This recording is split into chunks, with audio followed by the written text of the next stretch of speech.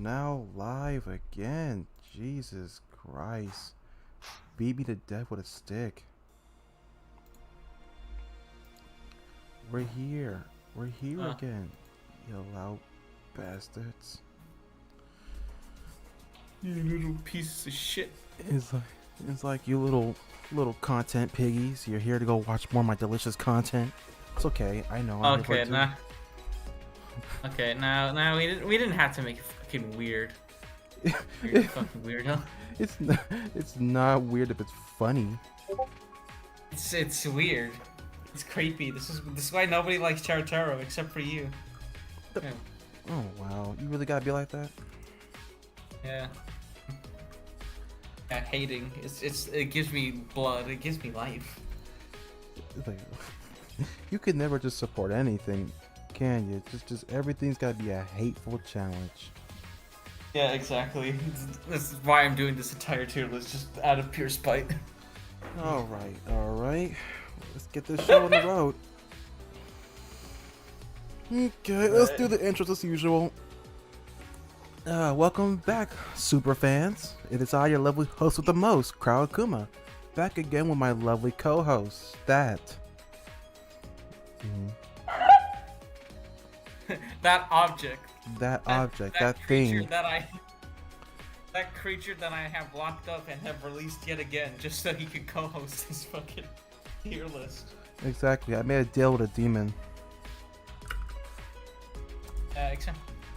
Except you always bitch and complain as soon as I come out anyway, because you're just like, oh, you're not supposed to talk back to your master like that. How dare you? And then you try to whip me. So. Makes sense. I mean. Anyway, welcome. This is the last part of it, of the amazing 3-parter stream. I'm gonna say you now, this is gonna be a long super cut when you catch it on the videos when I upload it. So enjoy all of that. Throw your life away for multiple hours of this. I say, yeah, guys. In case you want to just absolutely hate your time and just like, what if I just wanted to completely waste an entire day? You have the super cut of this video where we're just gonna cram all 3 of them. Exactly. Get them into one. Exactly. But anywho, yes, this is the 3rd-parter. As part of the predictions, this was gonna be a 3-parter thing, because no way in hell we was gonna do a super long fuck you stream. And now we're covering the game of yeah, like this asshole originally intended. Yeah, I was gonna do it, but then you realize this is long. I already sunk so many hours into this. I just can't stay at one spot forever. Yeah, his Benadryls didn't kick in at all. All in the first stream, you can tell, because he was getting tired. Because he was like, I can't summarize this fucking chapter. Do it. You do it now. I'm like, oh. Also, it's taking me 3 parts to realize that you've misspelled tier list this entire time. Like, how the fuck did I not notice this? Oh shit! Did I misspell this entire time? Yeah, you misspelled it to tear. Oh, T-I-R. God damn it! And you tell me this now, 3 weeks later. I didn't even notice it until like the end of the 2nd stream. To be fair, so that's partly on me, but the fact that you misspelled it for all 3 times. Oh shit! I didn't notice that. I didn't realize that until it happened. How? It's that one little detail. How did I miss that? Not once, not twice, but 3 times. Oh my god! Yeah, this is starting out good, and I already feel like I want to end the stream. You can actually legitimately use just the minor spelling mistake. I win. It could literally be used against me. Like that could be the single thing that could end the stream and it'd be all over. So yeah, that's it. It's all over, guys. Oh, that's so fucking funny. I thought like after like the 2nd time, I was just like, okay, he's doing this on purpose to be like different and quirky. Okay, but I was just like, just in case. No, I spent up to like 30 minutes trying to type in words for a YouTube title alone. Fuck you, me. I'm gonna figure out how to misspell a word on purpose to be quirky. You were just trying to be a funny, goofy guy. I thought you were just trying to stand out from the crowd, and it turns out you just. Oh my god! It's a thought. It's a thought. That's too late. We're. I can't wait for the ultimate Teir supercut video. It's gonna be this week, great. It's gonna be in like its entirely. There's nothing gonna be cut out from it. So it's gonna be like, I think besides like the ending for part 1 and 2, this is gonna be full on, like 100% beginning to end. Oh man, this is gonna be a grand slam in editing. It's gonna cost me like 32 gigabytes alone. I can see it. Come and put it in like the highest quality ever. 60 frames, 4K. Yes, where you match 3 videos together, 3 streams into one video. Of course. Yeah. You make it sound like I got no skill. You make it sound like it's easy. Yes. Edit, insert video 1, good. Okay, insert video 2, good. Insert video 3, good. We're good. Okay. Okay, stream over. It's just a long. I think it's just the waiting. Why you wait for it to finish? I think that's the part I hate waiting the most. It's like, oh, I'm waiting for this thing to convert and finish, and it's like, all right, wrap this thing up, little editor. I want to be done. I'm gonna go play Overwatch. Everyone hates that game now, so I can go finally play it and actually be platinum rank god tier. Peace. Bro, it's funny as fuck that people are installing Overwatch just because it didn't have PvE. I mean, I get it. That's the whole main selling point of that game. But it's like, really? That's the only reason? This game is still fun. Mindless. Oh man, it's like it's almost as if people didn't like it and then just wanted to find a legitimate excuse to get out of it. I know. I'm only saying that because I'm new to it and I'm like, oh, this is actually a good game. I like this. And I may not have shit up $30 on the game as it is. Anyway, let's start the stream. Let's start the stream before we fucking. Oh, well, we already started the stream, but might as well start the actual fucking tier list. Of course. Not waste people's time with stupid Overwatch. Okay. So, the first trial. My class trial, our class trial. The very first one where a female protagonist was actually in the game of the mainline titles. Personally, I like this one. Go! This trial is the go. The go. Of course. The fucking go. Like any other trial you see on the tier list from any other Danga YouTuber, you'll probably see this one being at least an A or an S. No, like hands down. There's no problem with it. I don't know any other Danganronpa YouTubers besides this one. And this fucking guy is just like, I want to separate myself from all my Danganronpa content. I don't want anyone to see that shit. Dog, if this does well, and it has been doing well, I'm gonna dedicate to Danganronpa content. I'm a shill. I wouldn't shill. I will make content. Yeah, there we go. That's the line. I saved it. Like, there we go. I'm gonna make Danganronpa content and be like, okay guys, top, best, and worst characters of Danganronpa V3, number 1. Can't say you. It. Me, the player. You, the player. Like, this game has symbolism. Stop playing Danganronpa. Uninstall it right now. Go play Ace Attorney. A game I totally played. Yeah, the guy. Like, hey guys, don't worry. We'll never do this with Ace Attorney because he'll consistently be like, "Oh guys, I'm playing it. And then he'll just throw it in the backlog forever. Never say never. Pure spite. After this live stream, I mean, I might play it. I might go through the games and I'll be like, "Hey, you ready for another 6-hour live stream?"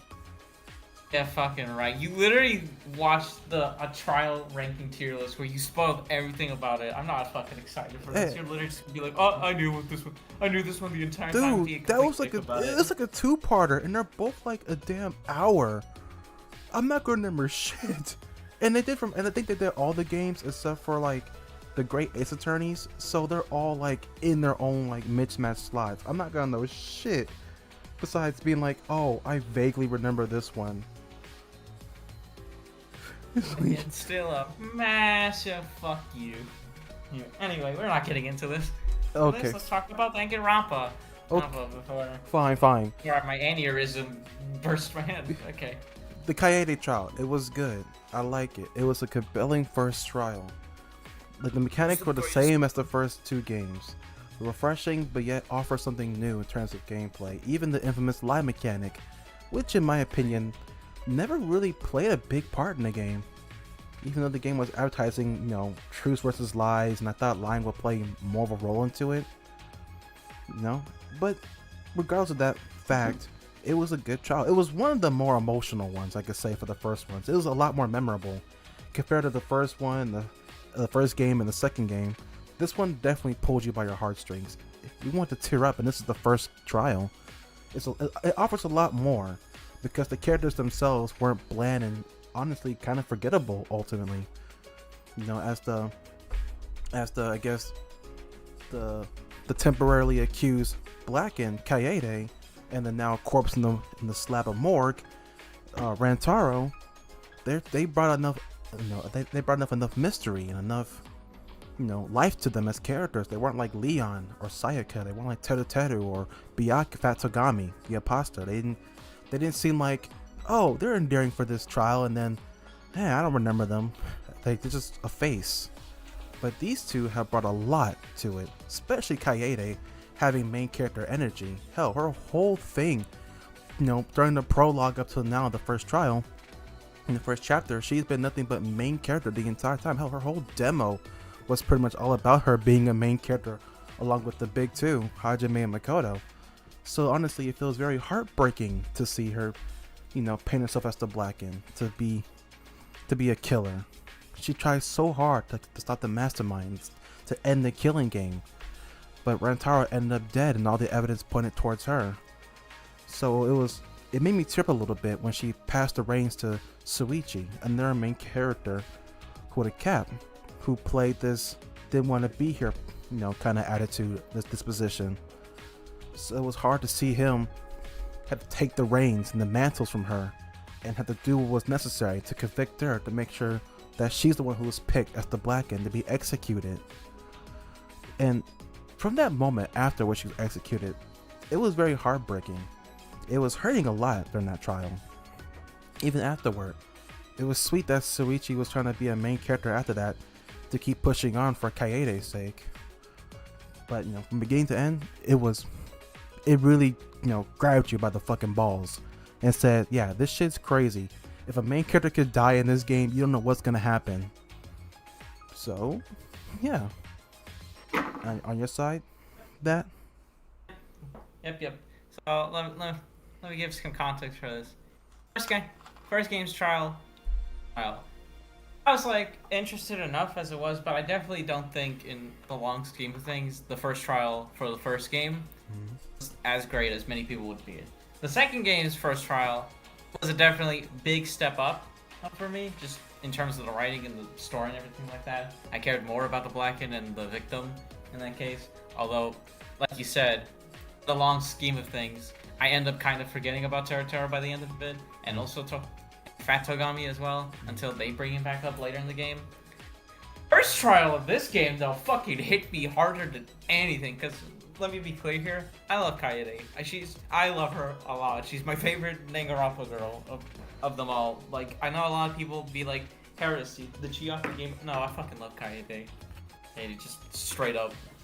She's my favorite one.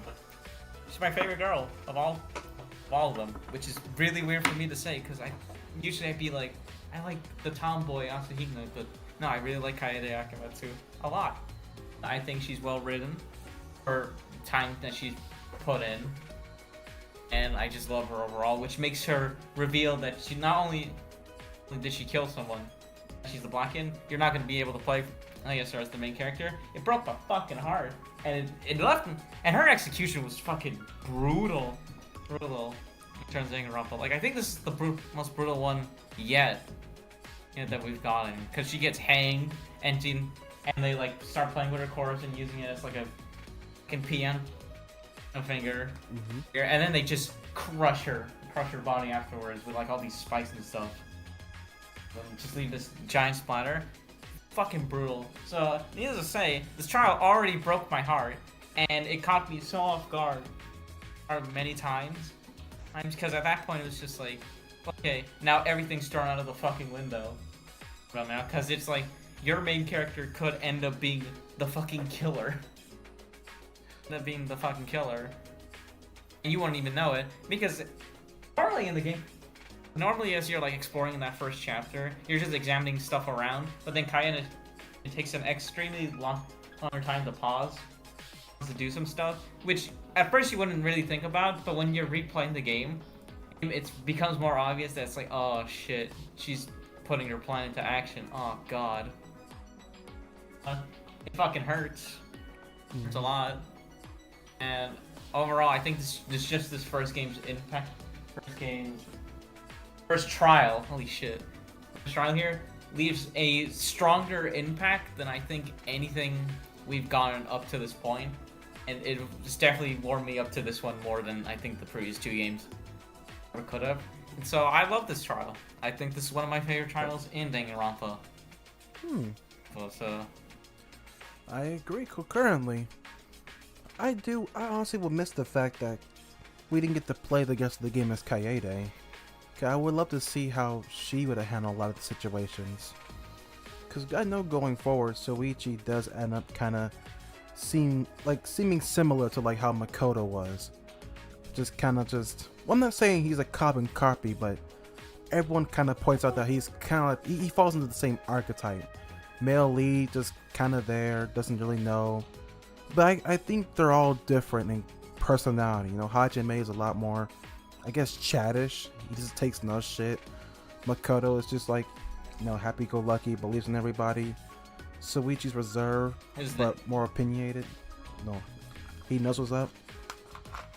Yeah, I like Soichi as a protagonist enough. I don't think he's like Hajime, but I do like Soichi a lot as a protagonist. I think there's enough for him to be there to justify him being the main protagonist, and I definitely think by the end, and he definitely does jive with me well. But yeah.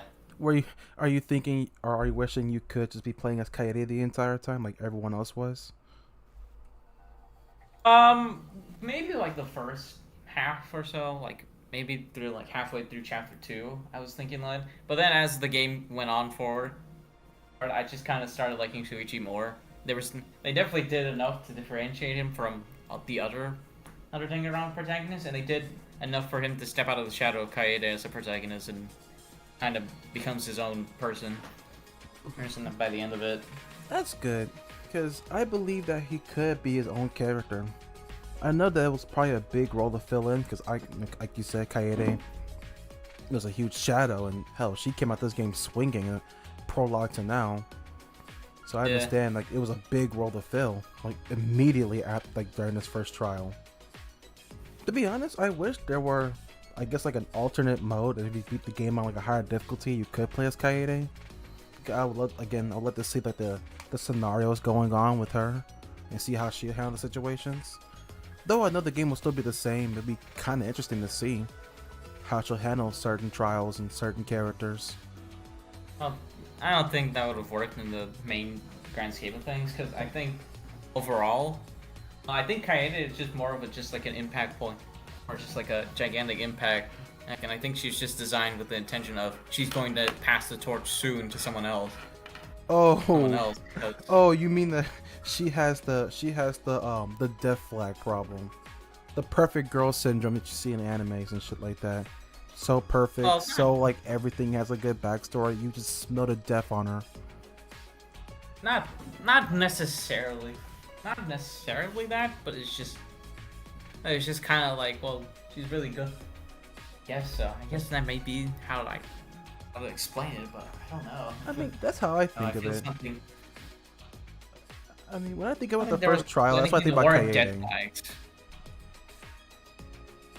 I don't know. I think there's more that I think I could tap into, but I don't really think I have the idea right now in my head. That's all. I'll probably just leave it at that explanation. Understandable. Yeah, where are you ranking this? Because I already know where I'm going to put this. Where are you going to put this? I'm clearly going to put it in S tier because it's one of the best trials it's one of the best first trials in all the main lines combined. and it was a good trial Yeah. overall, just by itself. Lol. It definitely belongs there. Alright, so it's an S tier, the second one. Hooray! And we just started this game. Man, I sure do hope this momentum continues and every one of these trials ends up getting a positive ranking. Let's hope. Wait, this is Danganronpa. You can't hope. Let's give it a mid. Mid. Yes. Oh. I mean, the whole point is versus fair. They're a fake fan, but okay. Well, I mean, then again, this is V3, so it's definitely gonna be focusing more on truth versus lies. So I guess it'd be more like, oh, I'm lying. This is gonna be like B tier. It's mid. Yeah. Oh yeah, the lie. Yeah, the lie mechanic. I didn't even touch upon that. I mean, at first it seems like the lies don't have an impact if you don't use the backdoor things, which you're not. The game just goes like, oh yeah, you can find these, but you can also just play the game fine without them. I know. I don't know how I feel about that. Like, to be honest, I feel like that's like the most underwhelming feature in V3. And it's like, I could lie, I could say things and then get spiced with the trials. I thought it was gonna open like a branch, like a whole new like different pathways or like different routes, to be honest. That's why I perceived it as. Cause like, lying? Damn, this is kind of dope. Damn, I relate to this. It's like, that's kind of cool to like play as the main character and lie about people's testimonies or lie about key evidence and turning that into a trial. But even then, like, the lie mechanic is honestly underwhelming except for like story stuff. Underused. Yes. Like, if it had But more you do use use for it. You use it a couple of times during the trials. Like the next trial, you use a lie. And in the third one, you also lie at a major point. Well, that's why I Also in mean, the fifth. like, besides outside of like key moments in like story progression, it's like it's not really used as often, and I kind of feel like this is like it's not really a useful mechanic, you know? It's like, oh, can I lie about this and I get like a different answer? Can I use like whenever? I mean, yes. I don't know. I guess to me, if it played a better role. I don't know. I mean, if the thing can progress stuff forward and it's used more than once, then I think that'd be pretty useful. Well, I mean, I'm not saying it should be progressive. I think it should be like, I wish it was utilized more in the game. It just kind of just felt like it was just there. Interesting premise, but that was just me. Bad opinion, boo, stinky, ew. Bad take, I'm bad, I know, I'm trash. I'm a fake Danganronpa fan. Exactly. But anyway. We'll get. Chapter 2. A thin line between heaven and hell. It says divides, you stupid moron. Divides, okay? I call it divine, okay? Divide. And you also call tier list tears as well, so. Hey, that was pre-tier list, okay? That was pre. No, never mind. The whole. Does it matter how I pronounce the title or not? Does it really matter? It does. Our professionalism is being questioned here. Professionalism? Okay. Alright, you're right. A thin line divides heaven and hell. There. Did I get my AdSense now? Can I say that I'm a good YouTuber now? You're not getting monetized for this shit, are you kidding me? Exactly. This is like a damn near gonna be an 8-hour stream. I can feel it in my bones.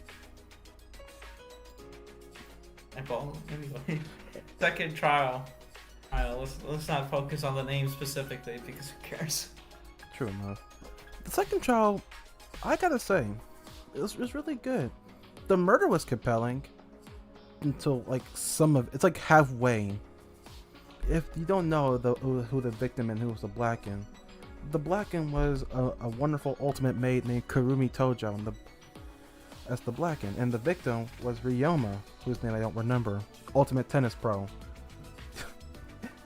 I think this is a good trial in a lot of cases, especially for the fact that it was relying on a similar premise to Danganronpa 1's Chapter 2, but instead of being like secrets, it was more like motivations.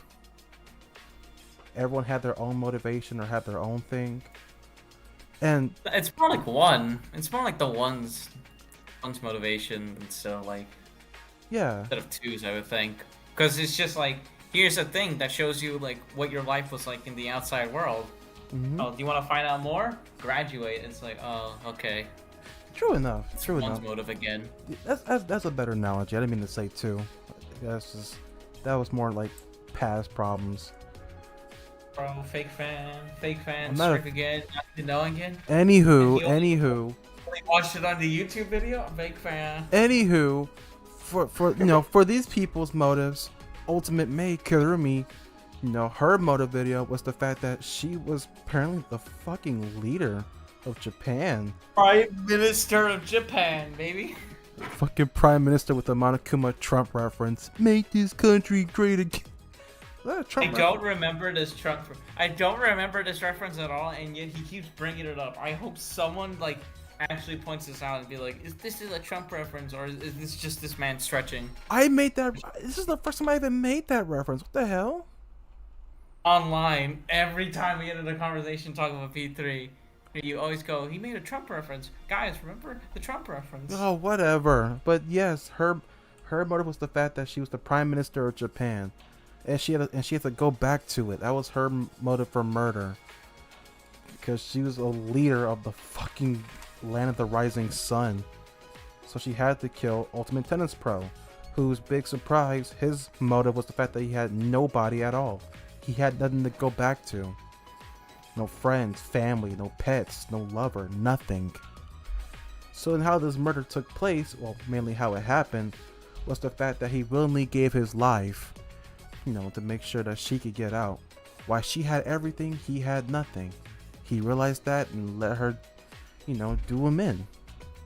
Personally, the trial was really good.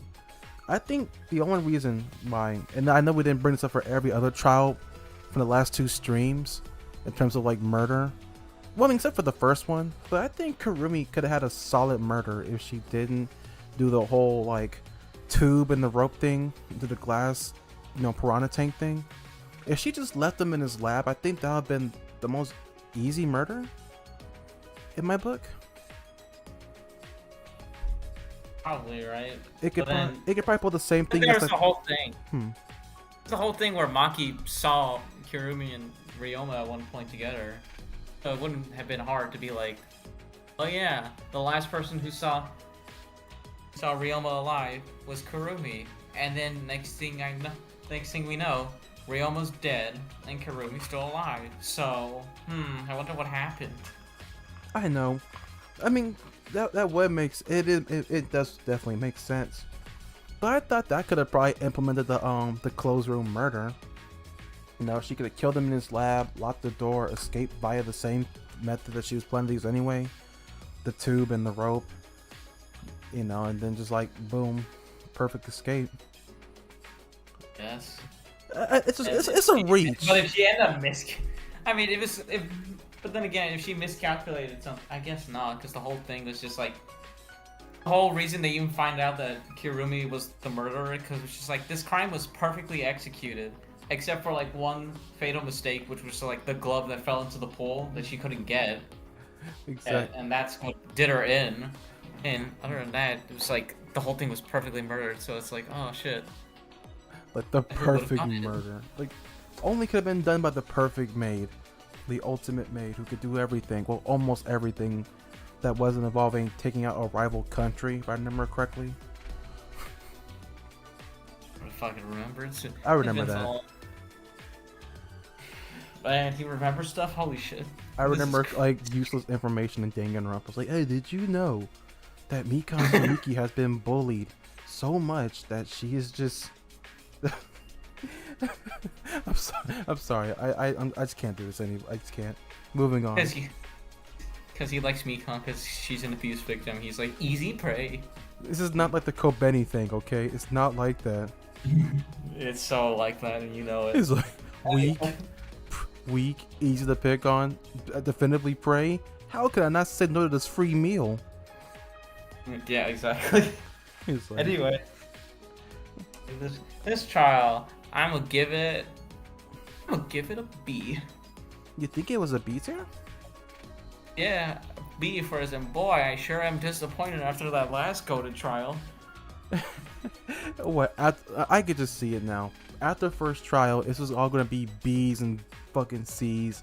I bet only one of them, only one of them is gonna make it to A, and that's gonna probably be the 5th case. That's gonna probably be the only one that's gonna make it. I have no idea, bro. You have no idea. I personally would say this isn't like second trial belongs in A tier for my case. It belongs in the low A. It's not better than the rest of them, but I personally like this trial. Like the motives. I like the murder halfway up to the fumble. I like Karumi's motive for why she had to do what she got to do.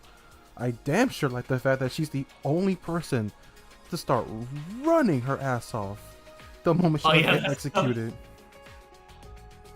Yeah, because they all were just like, all right, we know how important Tojo is. Okay, everyone, let's just try to help Kirumi escape, and then just ends up being. And she gets brutally denied after climbing up that fucking thread. It's supposed to be like a reference to that one Buddha story of like the spider thread and how he climbed out of hell. I know. I kind of feel bad for her getting like just chopped up with those freaking like blades, and then go splat. Blade? Oh wait, yeah, she did get chopped up because as she was climbing, there's fucking buzzsaws. Oh yeah. God. Oh yeah, and I forgot to mention for the first trial and this trial, there's these extra characters named Mono Cubs. I'm pretty sure you probably know them from their usual catchy lines of like, "Rise and shine, Ursine." They all have their own various names and personalities and distinct looks. So far, two of them died so far, and I was like, what, Monodam and Mononosuke, if I remember correctly. Rocker and Money Guy. Yeah, exactly. The two. Exactly, the Mono Cubs. Yeah, who cares? Anyway, let's move on. I know. It's useless bit of information, but it's like, oh yeah, like they went to them. They barely play. They barely have an impact on the story, no. Which is kind of a shame. I think the only thing is that there's supposed to be like different representations of like Monokuma's personality, and stuff, but. Oh, and don't forget the Exosouls. I mean, they're not characters; they're just the enforcer robots. I know, but you can say that kind of has a little bit of nothing on it, but still there. They pilot those things. Guys, don't. Oh wait, they do come into play. They're gonna be important in that 5th chapter. Oh yeah, that's right. Exactly, the 5th chapter and like the 6th chapter. 6th one, not the 6th. Oh wait, yeah, technically the 6th. Oh yeah. Anyway, let's move on with this. I'm putting this in B. I still think it's a B. I don't think. I'm like looking at A, and I'm like, I don't think any of these. I don't think that the 2nd chapter of this one is better than anything in A tier. But I definitely do think it's better than like half the stuff in B tier. I think I put it right in the middle, just comfortably in the middle. No B tier for me. I put it in A tier because I know it's better than B. You know, between Boy's Life and Destination Despair, it's like I like this one. We're free to disagree, I guess, but true enough. I'm gonna put this in the middle of B for me because I don't.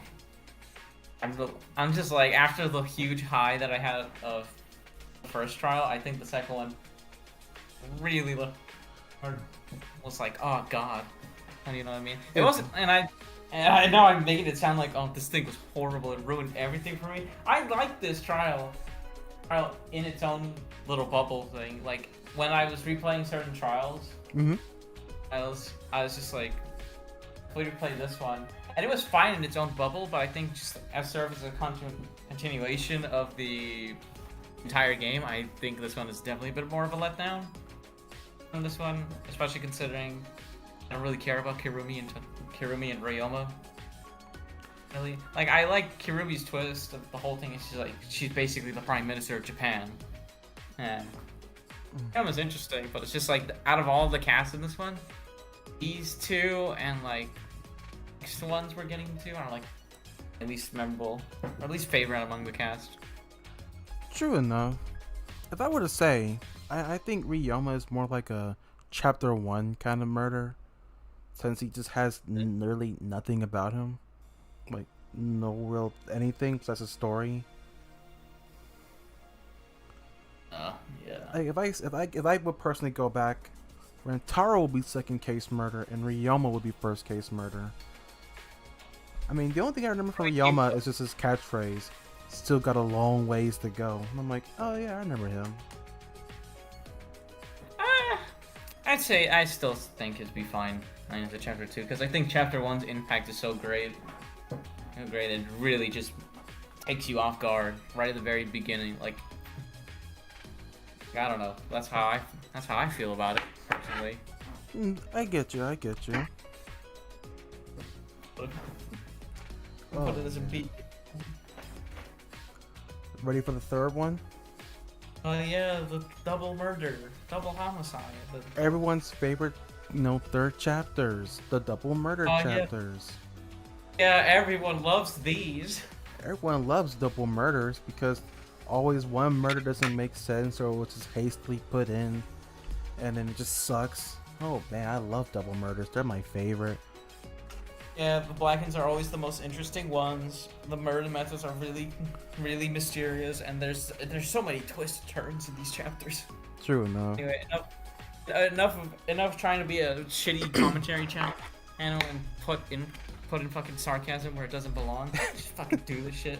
All right, chapter 3, transfer student from beyond the grave, and I want to say, I love the sudden change in terms of the story. Well, not story, in terms of like the locale. Since they're like in this big old cage area and then this academy, when they finally get access to the next floor, I love how it just changed a lot. The music's different, the atmosphere is a lot heavier. It's scary. It reminds me of like Resident Evil 1, of how like it just like you can shit yourself. You haven't even played that game. Holy shit! I haven't played Resident Evil. You haven't played Resident Evil 1? What you just said. I have. I've been emulating it. You haven't? Oh fuck God. If you can't buy it, just emulate it. I'm a broke bitch.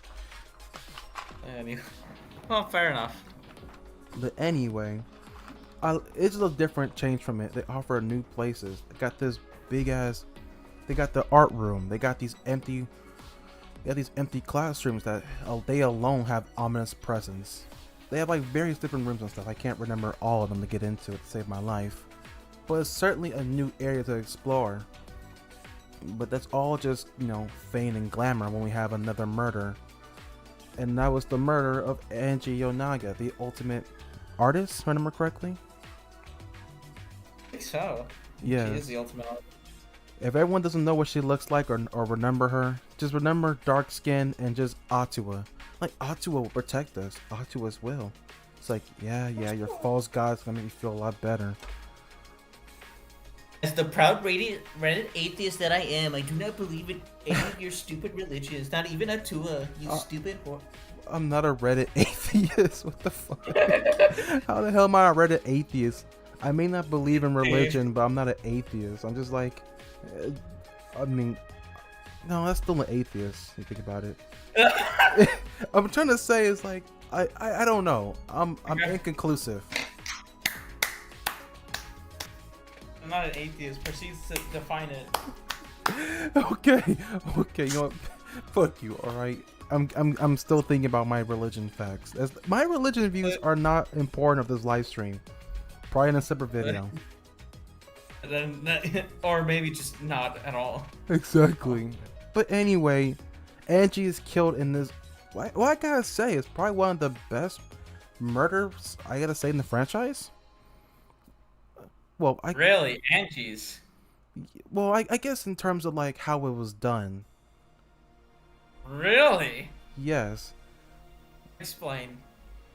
I mean, I know that we're gonna get to it anyway, but I like how it was an unsolvable case at first, because there's usually like these things called closed room murders, where someone is dead in a room and then the doors are locked and no one will know like how this murder happened.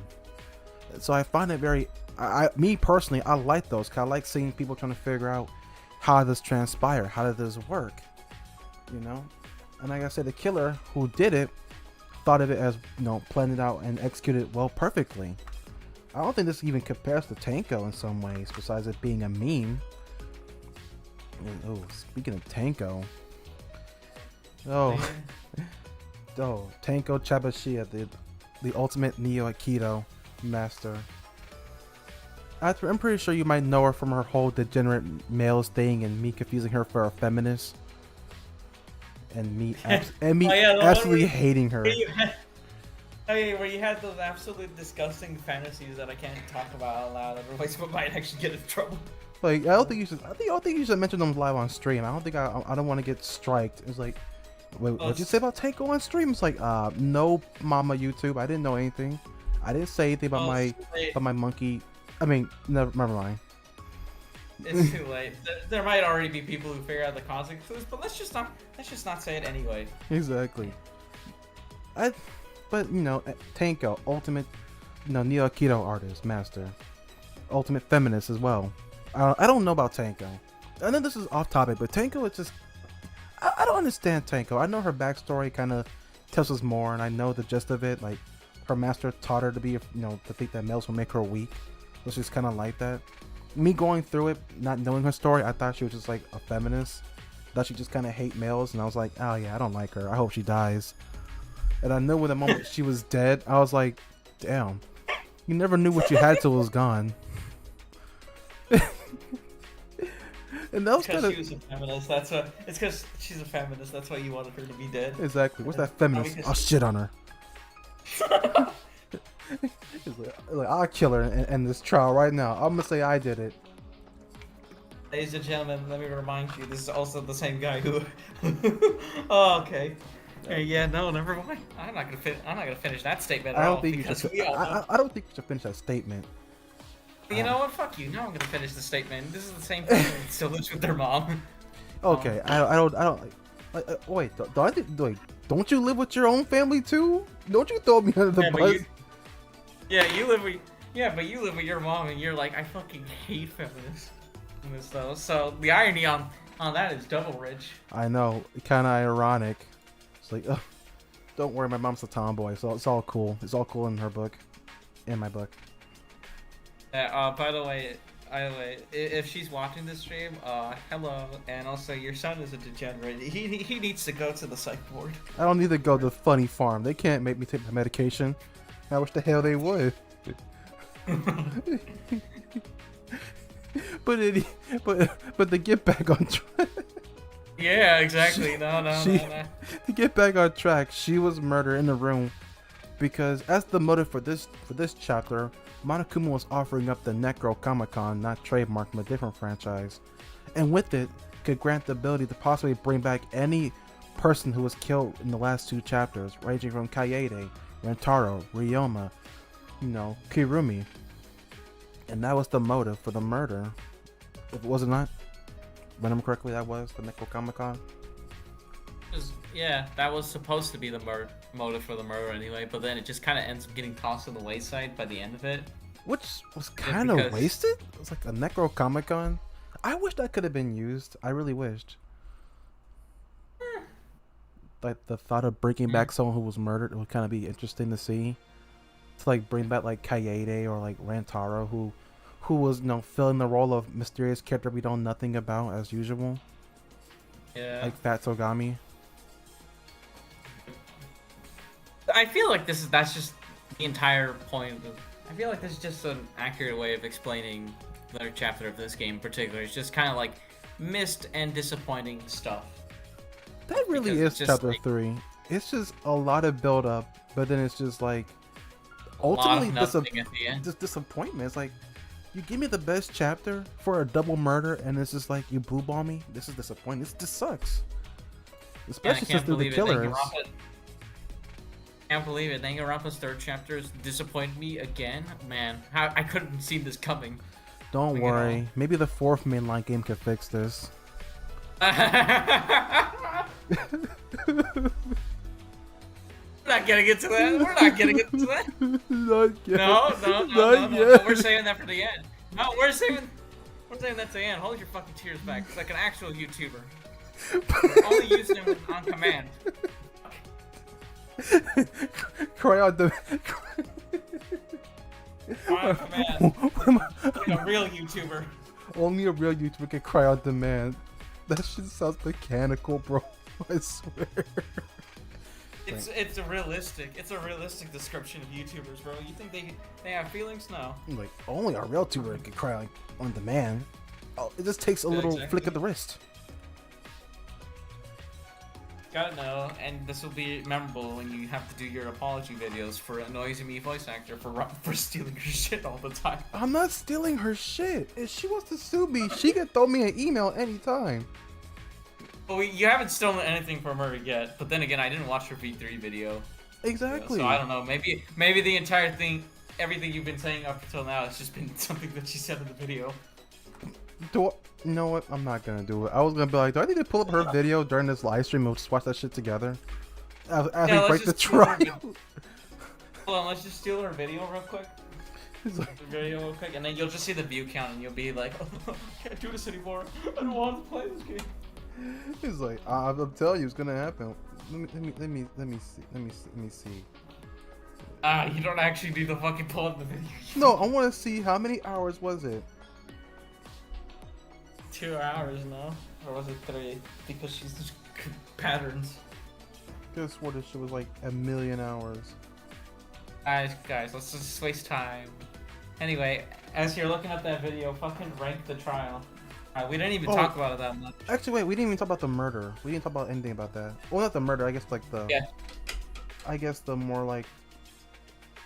I guess the black end. This is my favorite murder, and then proceeds to explain it. No, it's the black end. Kurikyo, the ultimate. Fuck, I forgot his talent. Just con. Just Kurikyo, the seesaw meme, the guy who's totally banging his sister. He killed Tanko and Angie. He's just like, I want my sister to have 100 friends. So I'm gonna kill like 1,000,000 people to do it, and I was a no murderer. I killed like close to like fucking 99 or so people up to this point. It was 98. Like 98 people. And he was just been like, oh yeah. If I just gotten away with those 2 murders, she would have had 100 friends, and then everyone else would have been a bonus. And I was just like, oh fuck. I'm not gonna lie, Kurikyo having the murder was interesting.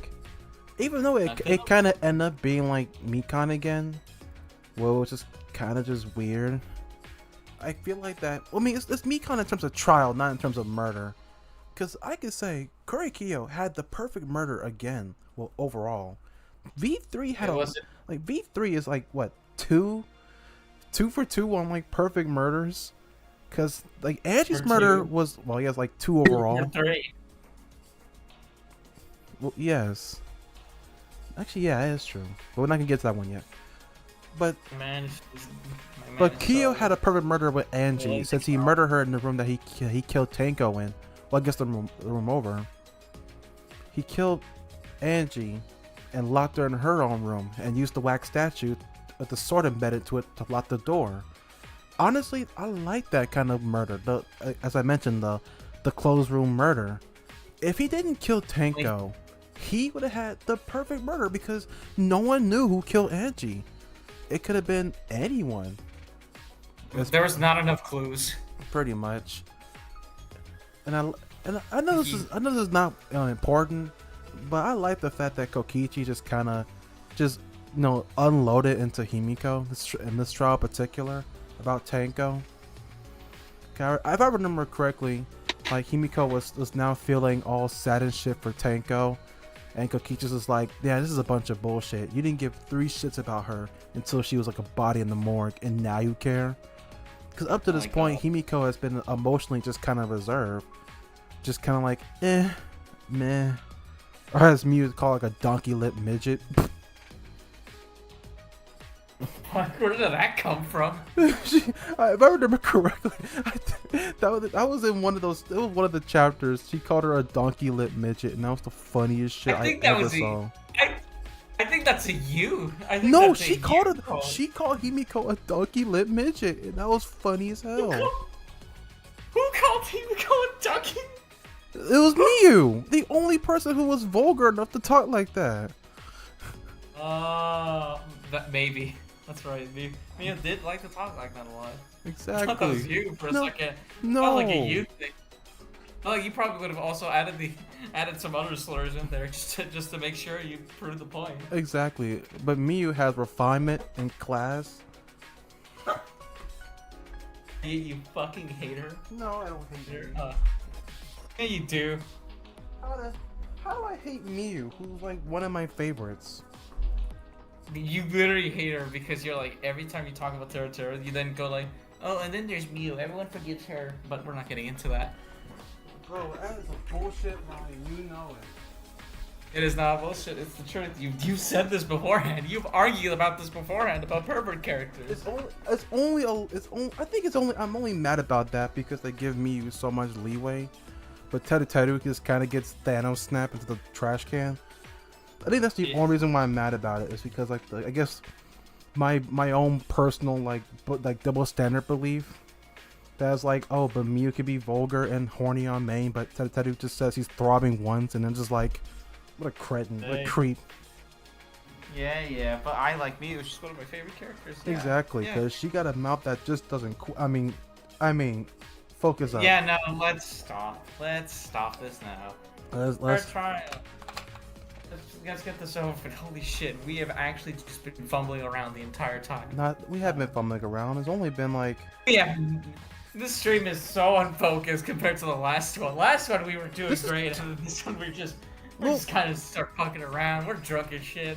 No. Okay, fine. Let me get back in focus.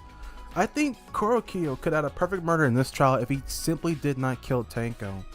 He already killed Angie, which no one could have solved and no one didn't know about or couldn't figure out how to kill her. So honestly, if he just simply was not bloodthirsty to get that number count up and left Tanko alive, this would have been an open and shut perfect murder. But he still killed Tango for his sister, who, I'm not gonna lie, was probably one of the more disturbing things in Danganronpa. I think besides the whole Junko thing in 2, where they're like, oh yeah, people have sold their families to Junko for despair, and they used their body parts and fucked their dead corpse, which I don't know how they did that, but I guess they did. Yeah.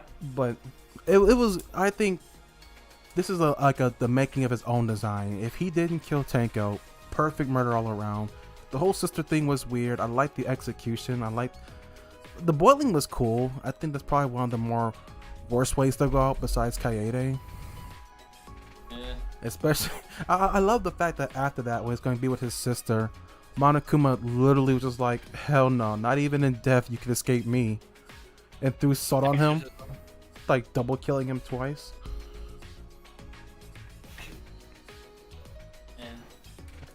But this trial has a lot of disappointments along the way, and it's just kind of like, you're right about the whole thing with Kurokiyo shouldn't have just killed Tanko, because if he didn't kill Tanko, honestly, he probably would have gotten away with it.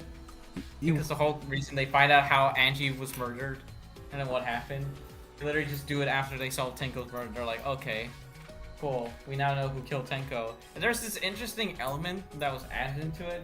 It was only for this trial that they never really explored much, other than just to misdirect the players. Where it's just like, it could be possible there are 2 blackened among you, but unfortunately, only the person who killed Angie, because that was the first body they discovered, is the one you have to care about. The other guy doesn't get freedom at all. He just killed unnecessarily. Which was interesting. I hate that so much. I think the one thing I liked about this trial was the fact that Kokichi was supposedly dead. And I was like, wait, a third murder? No way, it can't be a third murder. This is not how it works. No. It's always 2 murders per chapter 3. I thought that would have been an interesting change to see. Sure, it would have done the lineup a lot quicker, but having a triple murder case in one trial would definitely be kind of weird. I think it'd just be sloppy at that point, because then it'd just be like, okay, so then how the hell are we going to explain who's the real blackened? Like, no matter how many times you tried to twist it, it wouldn't have worked, but... I know, at the time I thought it would be kind of interesting to do. Like a triple murder. It's like, alright, we got a serial killer here. Like, who's taking people out?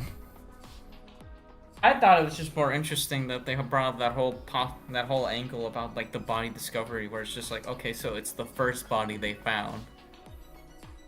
body they found, that's the one they have to focus on solving, not the other one who just got killed randomly. I thought that was really interesting, and I was just disappointed to be like, alright, so now we know Korekio did it, alright, now the second one, oh, it's also Korekio because Angie just mistakenly got Was it the wrong there by accident. Yeah, Angie was. Wrong time. I feel bad for her when that came to that. Like Angie was just at the wrong place at the wrong time. It's like if she just wasn't there, she would have gotten murdered. Yeah, but unfortunately, it is what it is. And Angie, we lost a good one, and we lost Tenko. Man. Oh, we lost Tenko. That's a damn shame. I don't really care about Tenko. it's like Tenko, she's annoying. Exactly. It's just a goddamn shame that Tenko died. She was pretty, but that was all she ever was. Just pretty. Let me explain this right now. I like V3's cast most out of everyone here. I think nearly every single one of them are good. Mm-hmm. The only one I don't like is Tenko. Like I know I was like in the previous trial, I was just like, oh, I don't really care about Ryoma and Tojo, but that's only in like the context of V3 where there's just so many amazing characters. But in the whole thing, I still like Ryoma and Tojo more, and Kurumi like more than I like most of the cast of Danganronpa 1 and 2. True enough, V3 definitely has a more likable cast, but in my opinion, they still don't beat Danganronpa 2. In my book, if I'm just being honest, 2 just has a lot more likable people to certain degrees. No biases here. It's just I just prefer the 2 cast. I get you. The 2 cast is definitely good as well. I'm not gonna be over here and be like, oh, the 2 cast is all shit and no one fucking no, because I like fucking Nagito Komaeda. He's my favorite character out of the entire Danganronpa franchise. He's from fucking 2. Exactly. I'm not gonna lie. But I think overall, I think V3's cast is my favorite and has 2 of my favorite characters of all time. Yeah. 3 actually. Even 4. Who knows? Who knows? Nope, not yet. I'm not gonna cry yet. Yeah. Anyway, so, where are you ranking this trial? I'm ranking this one? I'm gonna put this trial at C. It's gonna be a high C for me. Like out of all the trials, this is not my personal favorite. I mean, I love the murders, I love the premises, I love the Necronomicon motive. I think that was cool.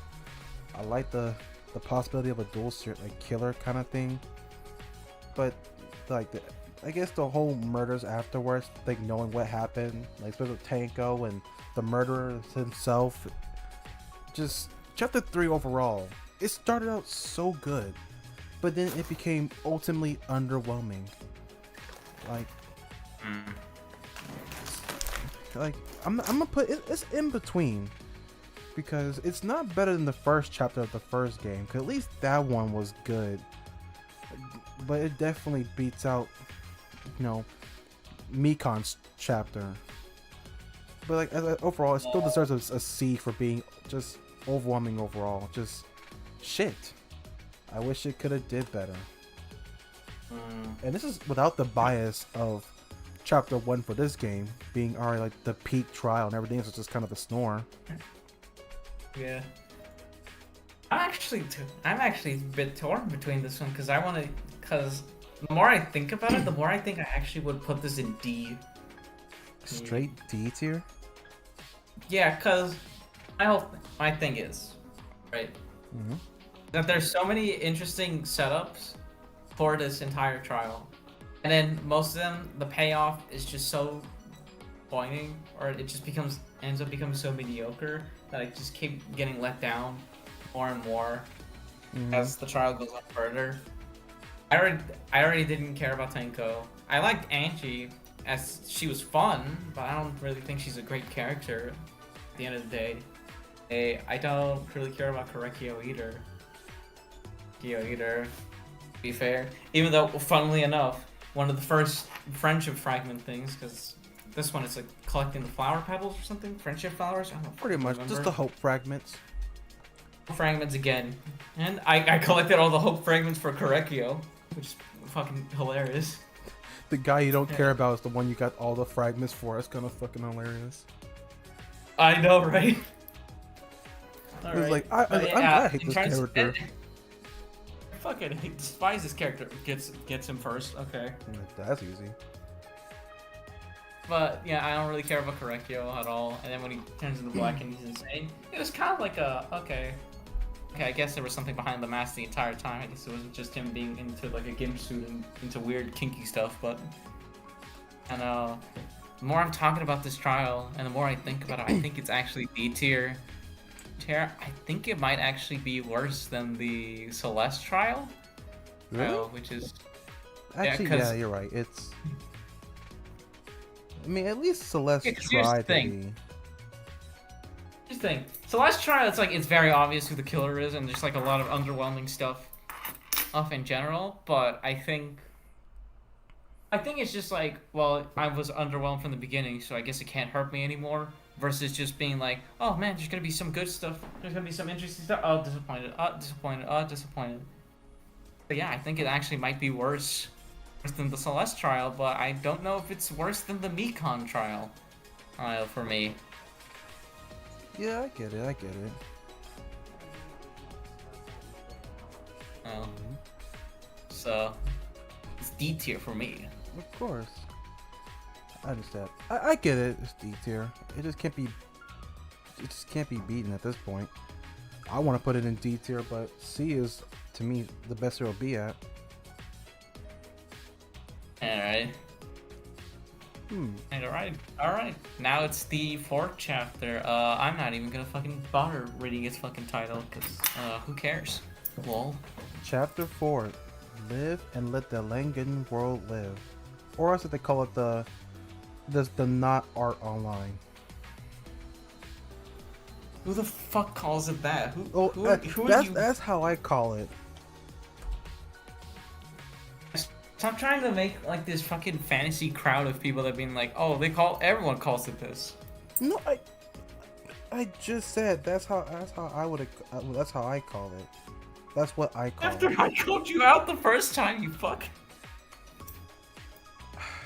I mean, that's how I remember the trial specifically. I just call it not art online.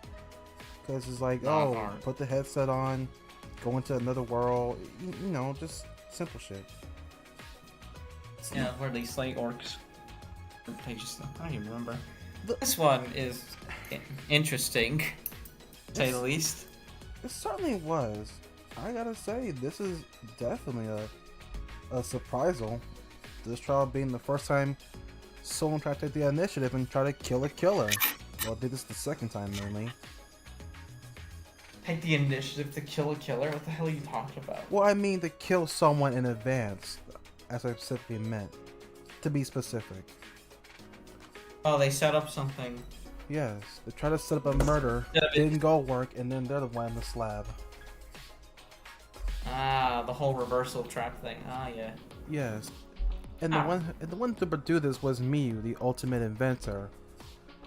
Her plan was to try to kill Kokichi in the virtual world, but it didn't work, and she and herself ended up murder.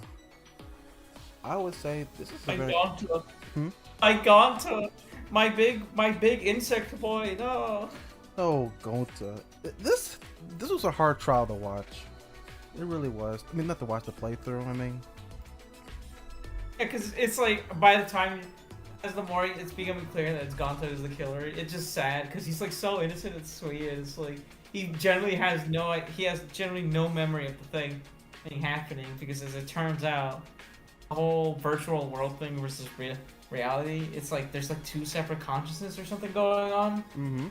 That makes like virtual Gonta different from like reality Gonta. And it's like Kokichi tricked Gonta into essentially murdering Miyu for like the sake of hope or something like that.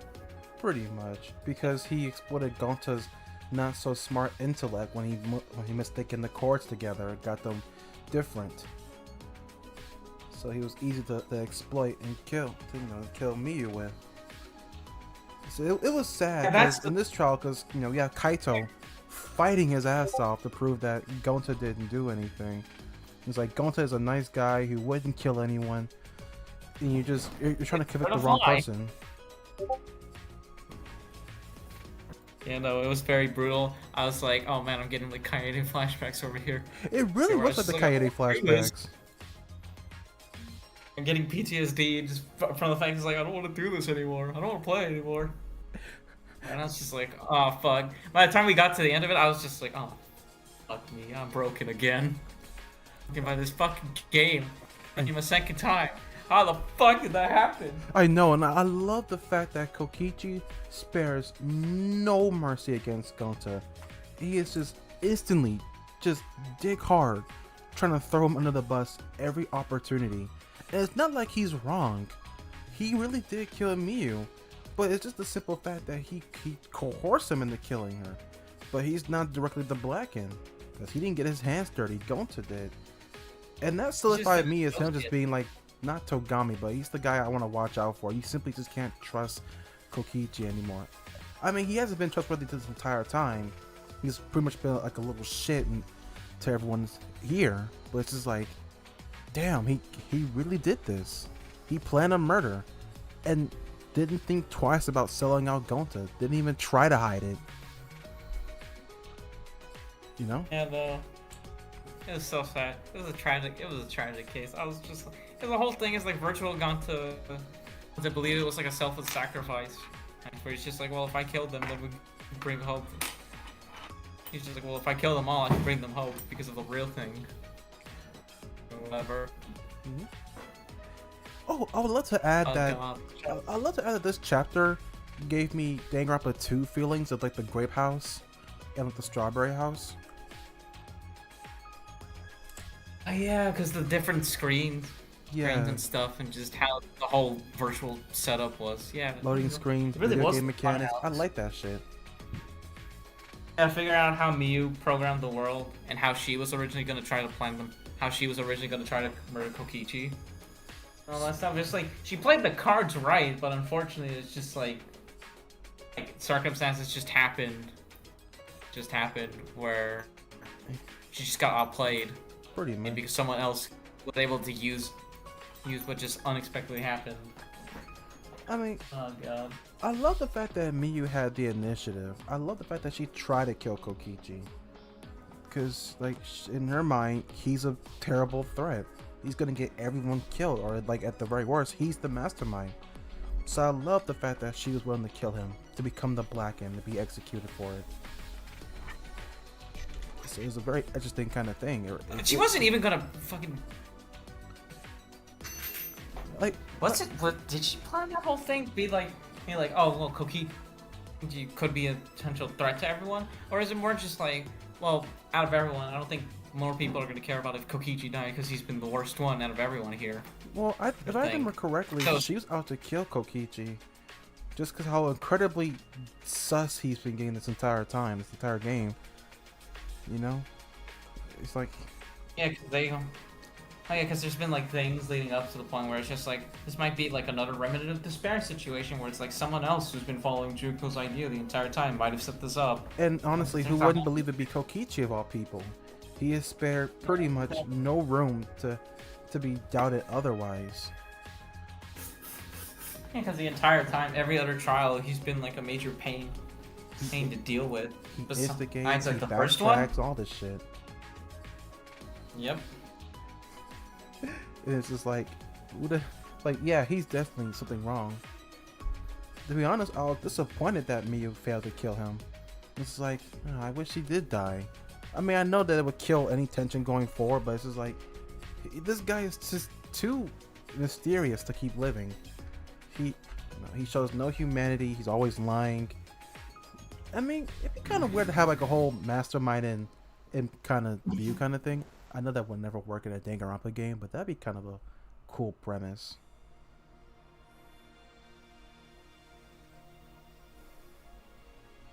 Don't you think?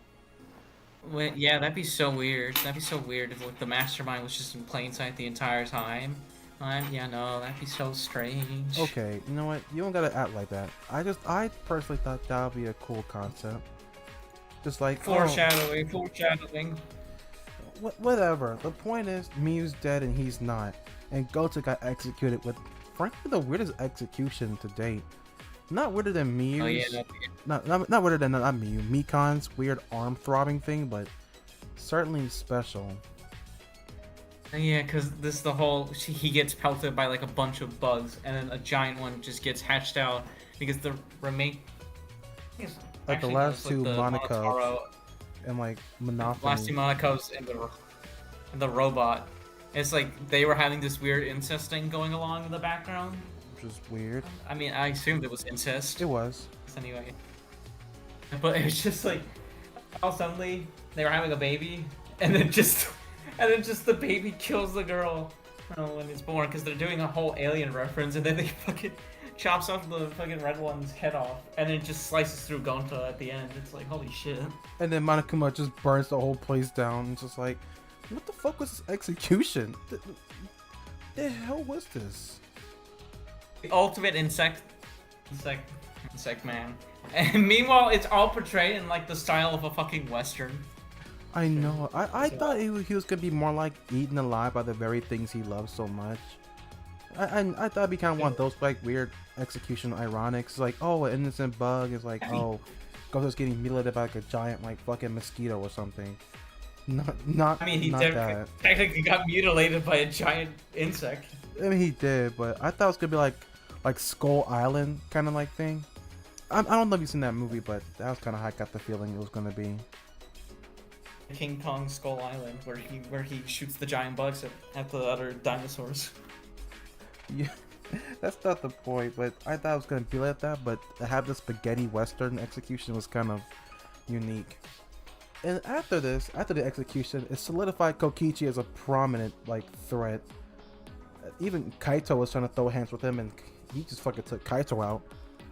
And also, I forgot to mention, Kaito's also like fucking dying of like V3's weird bullshit plot sickness.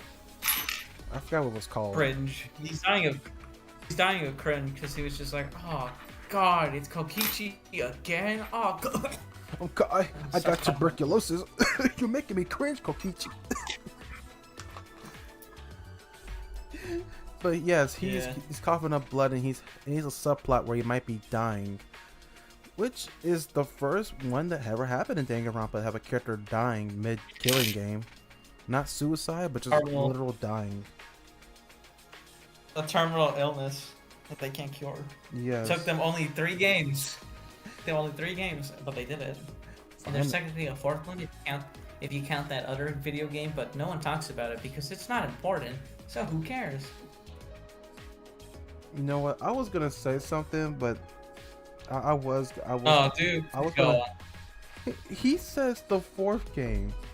I hope he's not talking about Ultra Despair Girls, because that game is just as important. Man.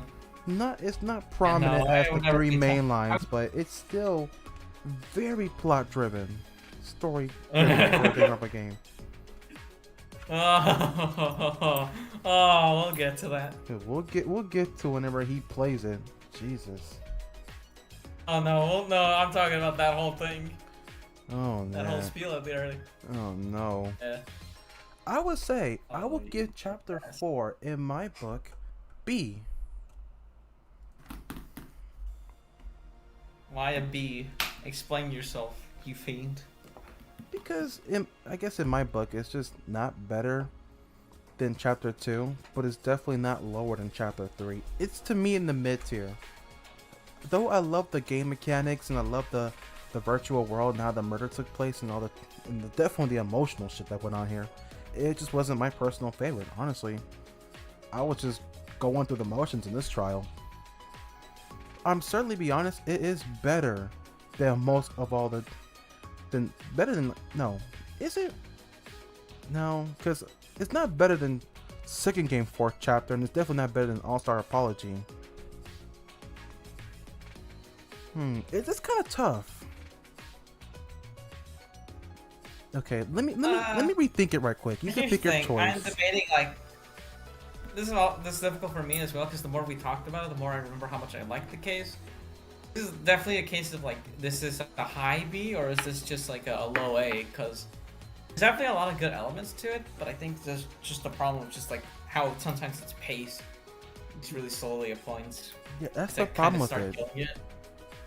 I think the whole virtual world thing ran its flavor out after a while, and I'm just kind of bored of it. To be honest. Yeah, after a while, you just kind of want to be done investigating with it. It was like, And the fact this this is also one of the later games. Since this is actually like the later game, later in the game, it's like this one's gonna be way longer in terms of the investigation and the trial. mm-hmm. So that definitely made it more complicated. And that definitely affects the pacing at times, because it's just like, oh man, I want to move on with this thing.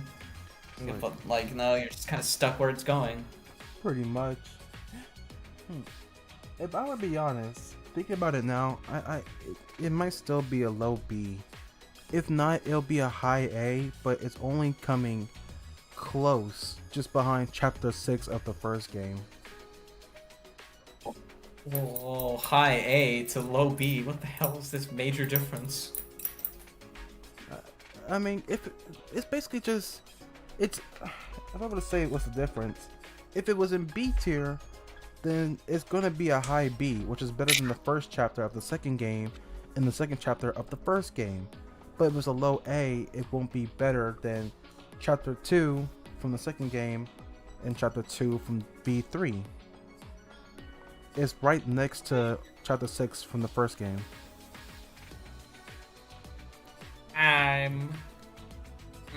It's basically on the side of, I like it, but it's like it's A, or it could be in B, where just like I'm half and half on it. I don't like it, but I wouldn't say I do like it. Go first.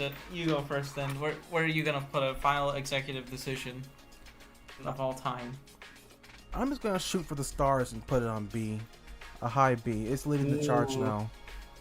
I like the premise. I thought it was cool, but after a while, it took longer than it needed to be. It gave me chapter 2 from the second game all over again, where it just took longer than we need to.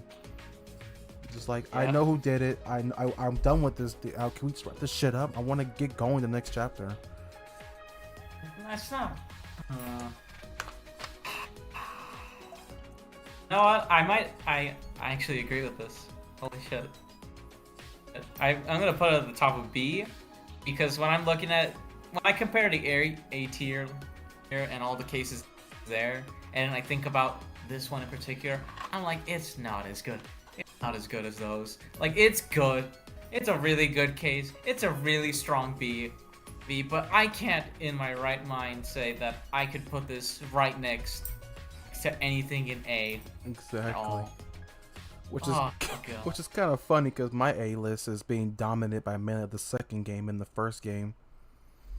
Yep. I wonder which one is his favorite. Oh, I wonder.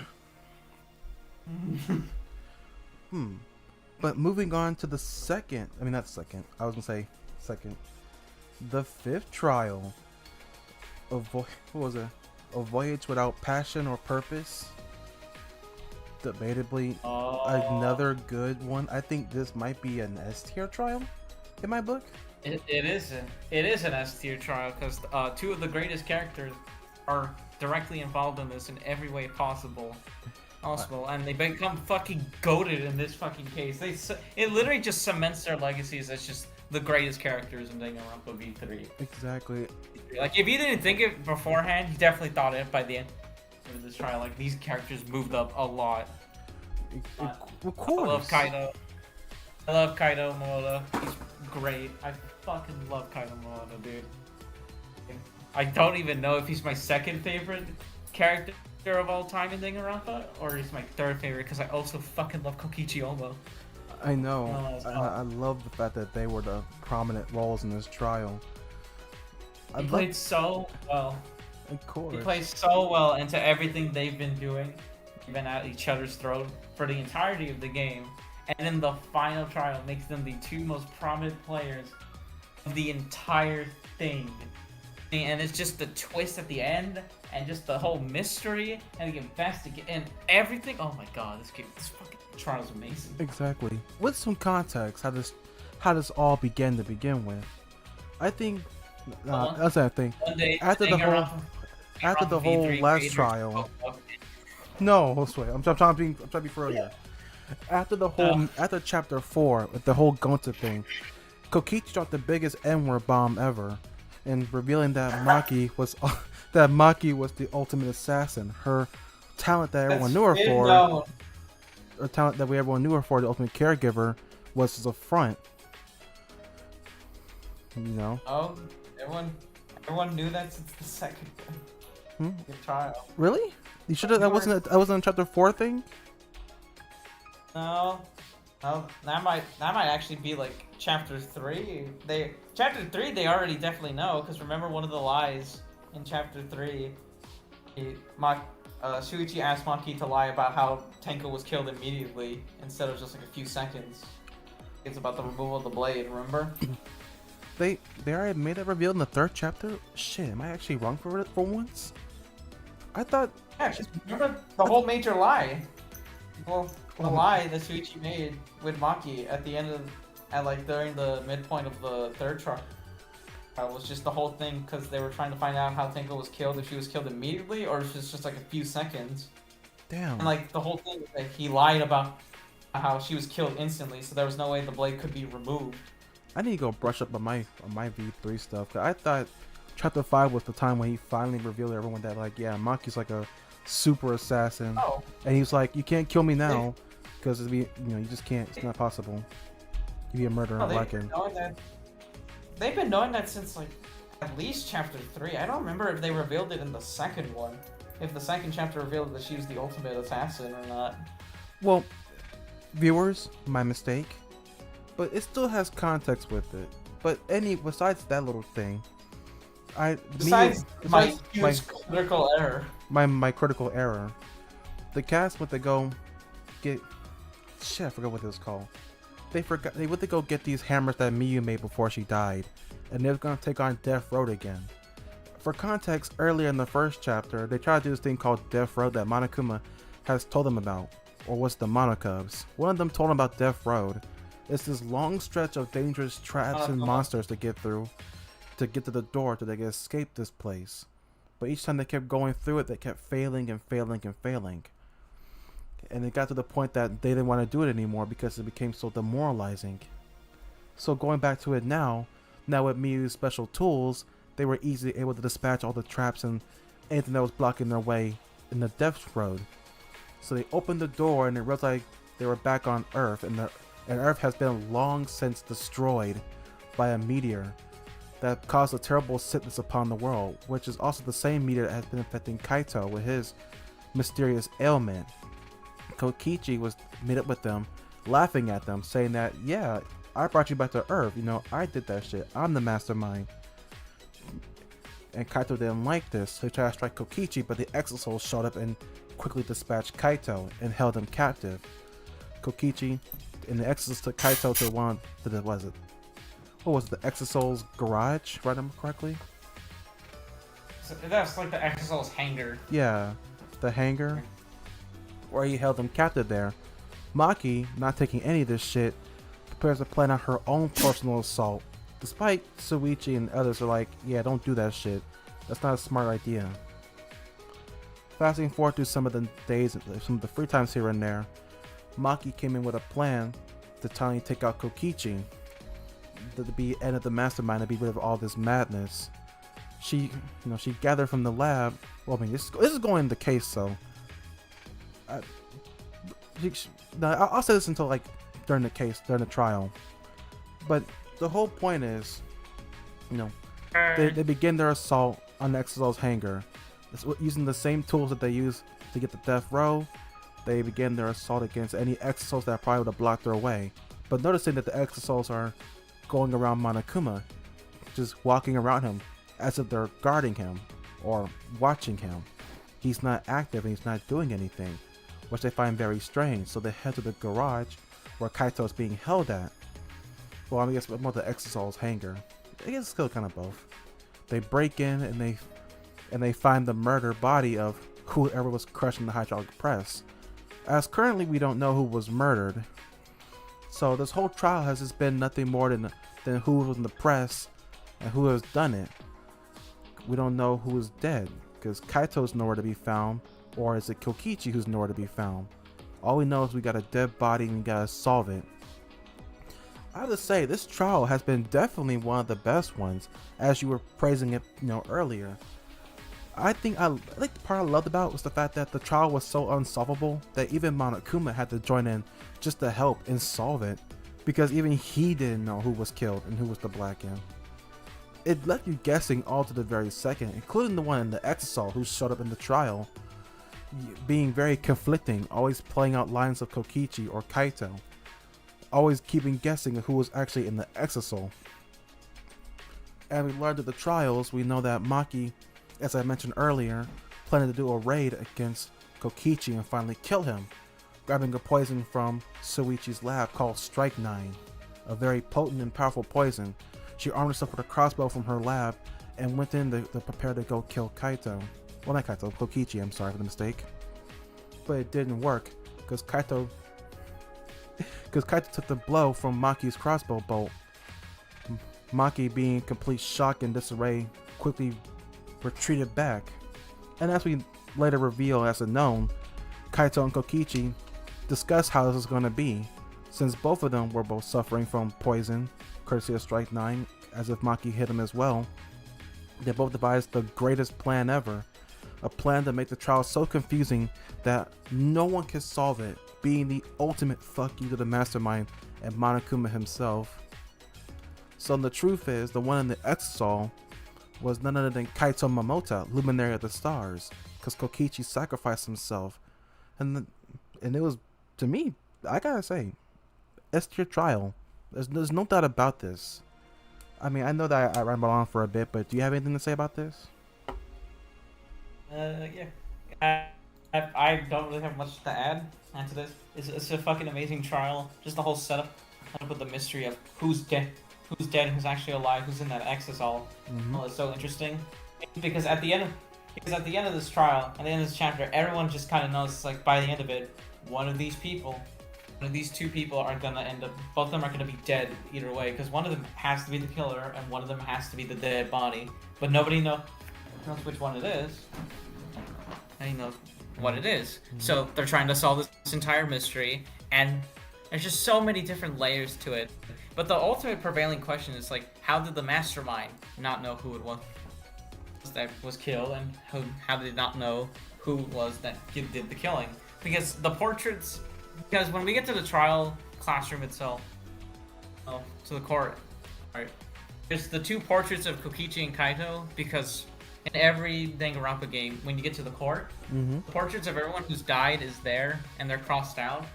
But in this trial, it's Kokichi's and Kaito's portraits that have the question mark in it, and instead you have the Exisal, who has Kokichi in it, and then halfway through the trial, it then turns out that it was actually Kaito who's inside the Exisal question mark, but then it's revealed that this is just a voice modification.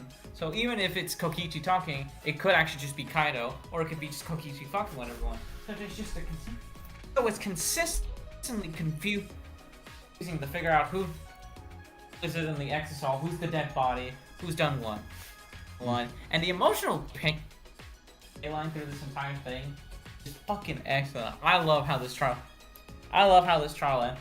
And the sad realization that Kaito was like, yeah, I knew Suichi would eventually be able to solve the mystery, even though it means that Kaito is going to die.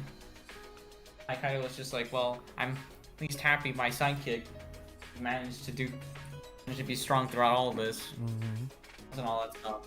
And when they try to execute Kaito, after all that, it's a reference to, first off, it's a huge throwback to the first game's first execution, where it's like the headmaster gets executed by the rocket, blast off.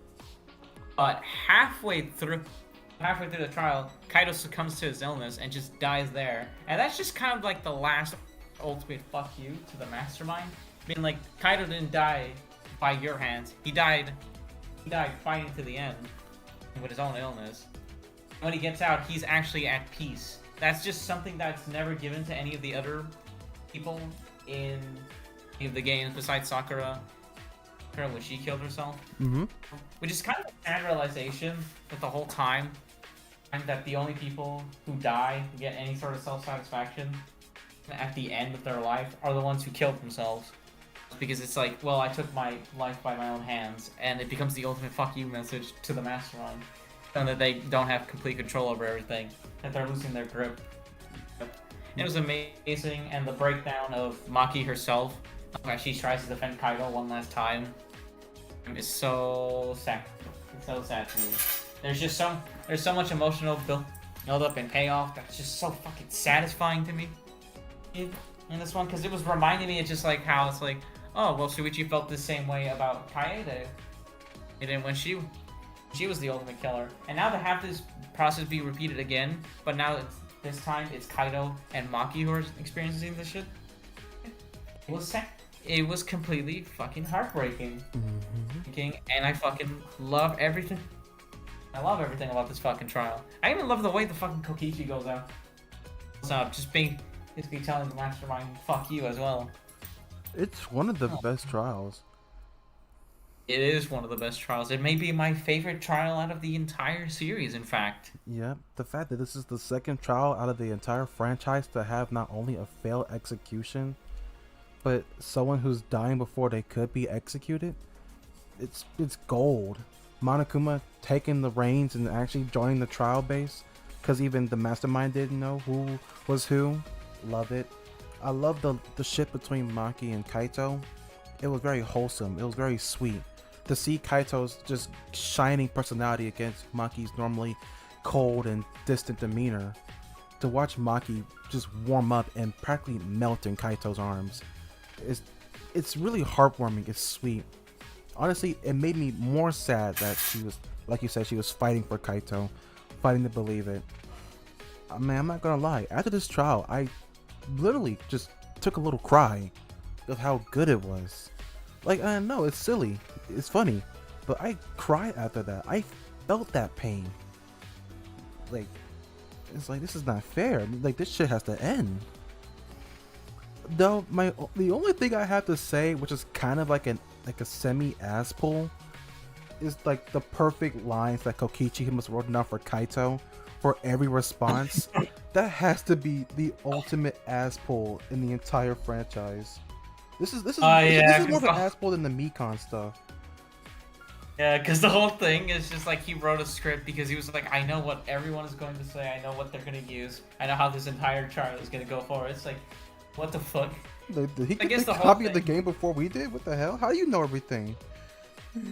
I think the whole idea behind that is just like, well, he's in the Exodus Hall, and everyone's just going to listen to the person in the Exodus Hall because they're the ones who hold the key to all the mystery, so he can sort of control the whole flow of the conversation. But in reality, it's just kind of like, okay, how the fuck did you know that Shuichi was going to bring this up? How the fuck did you know Himiko was going to say that? How did you know Monokuma was going to join in? What if he just was like, well, actually, I decided this person has been a pain in my ass. Exactly. This is actually guilty. What if he pulled like the first game again and he just convicts somebody else? You know, what if he does that? Yeah. So it's just kind of like, this is a reach, even for Kokichi's sake. This is too much of an ass pull of everyone's responses and how they're gonna act. This is chapter 5 levels of an ass pull. Wow. Oh. It seems like I'm actually hearing some technicals for a moment. Oh, shit, I hit the technicals?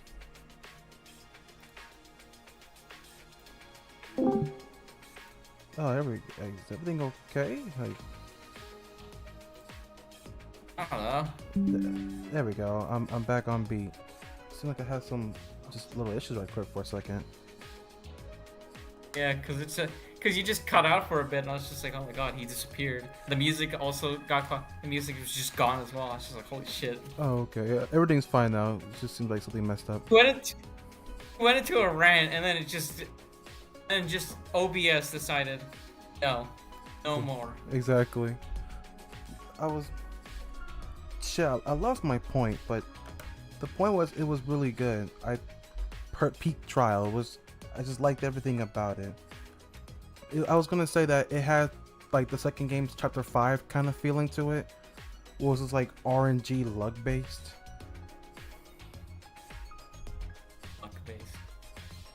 But not really, but it had that same vibe.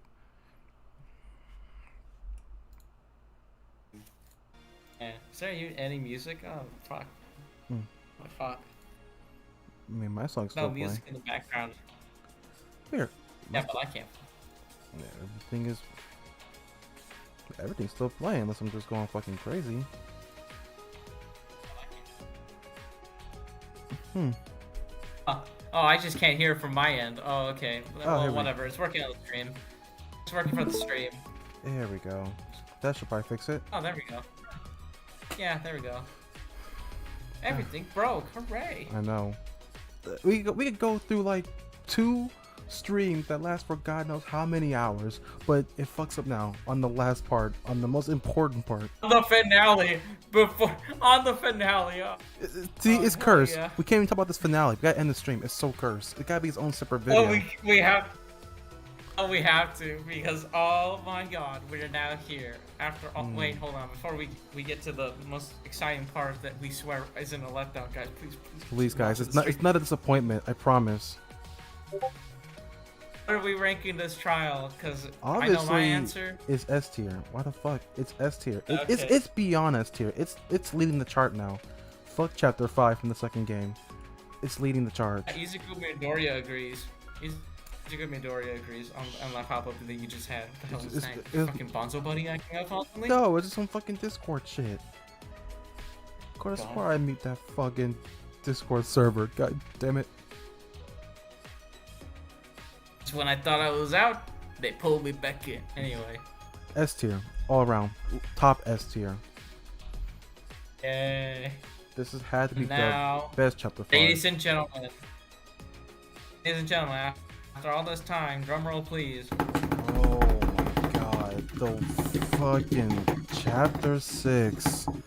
Jesus Christ. Oh, beat me to death. Goodbye, Danganronpa. Oh god. I want to go rest my balls in Sprite and battery acid.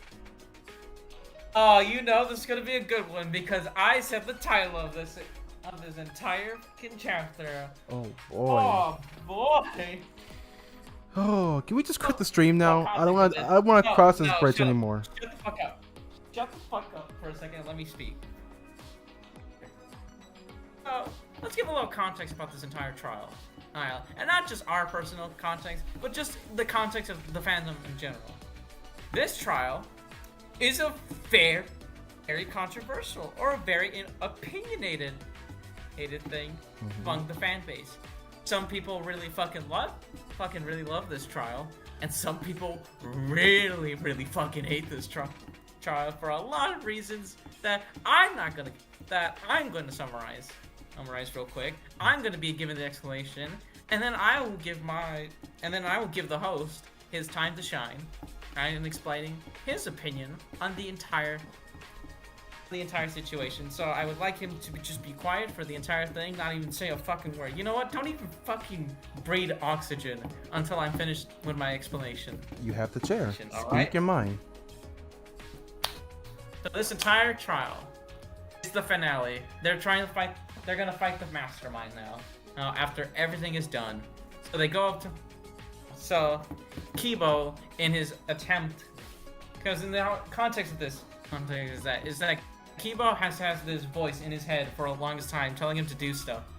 And then the voice in his head finally tells them, alright, it's time to finally fucking fight at full force. And then Kibo unlocks his true potential and becomes fucking Super Saiyan robot or Perfect Cell or whatever. And he decides that he's going to ultimately just blow up everything. He's going to destroy every last part of the school that they've been in. And Shuichi uses this as leverage to go talk to Monokuma, because he then puts the two of them in a stalemate and says this. Okay, Monokuma, here's this for a deal. He was going to destroy everything, and you don't want that. How about we make one final trial where we try to solve all the mysteries of what's been happening at this damn school, what's happening with the outside world, everything. We're gonna solve everything. And Monokuma's just like, well, why the fuck would I do that? And Shuichi's like, well, it'd be the most entertaining thing for your audience to watch, or whatever it is. And Monokuma's like, oh, okay, sure, bet. So they unlock every room that they have not explored get all the context clues, and then they move into the final trial. In this final trial, they find out who the mastermind is, and the mastermind turns out to be Sumigi, the ultimate cosplayer. But then they're just like, okay, so then why did Sumigi do all this? All this. And after much discussion, they eventually come to the most horrifying truth that I think this entire series has come to. The fact that this killing game is also another TV show, like the first game. The plot twist is, it turns out that this is the 53rd killing game that's been aired on the TV, because the whole thing about Danganronpa V3 is that it's actually the V is actually a 5, because of Roman numeral. So it turns out there's been 53 seasons. 52 seasons have already been filmed of this killing game of people just killing each other, and it is the most popular thing ever. And then another plot twist, it turns out the entirety of the Danganronpa 1 and 2 stories that everyone likes, turns out those were actually just fictional video games that were just based on the TV show. Of Danganronpa. And from there, Shuichi, Himiko, and Maki, and Kibo have to basically fight to be free from the shackles of the TV show and end the killing game once and for all. But then another plot twist happens, where it turns out that Kibo has actually been the perspective of the audience the entire time, like the actual POV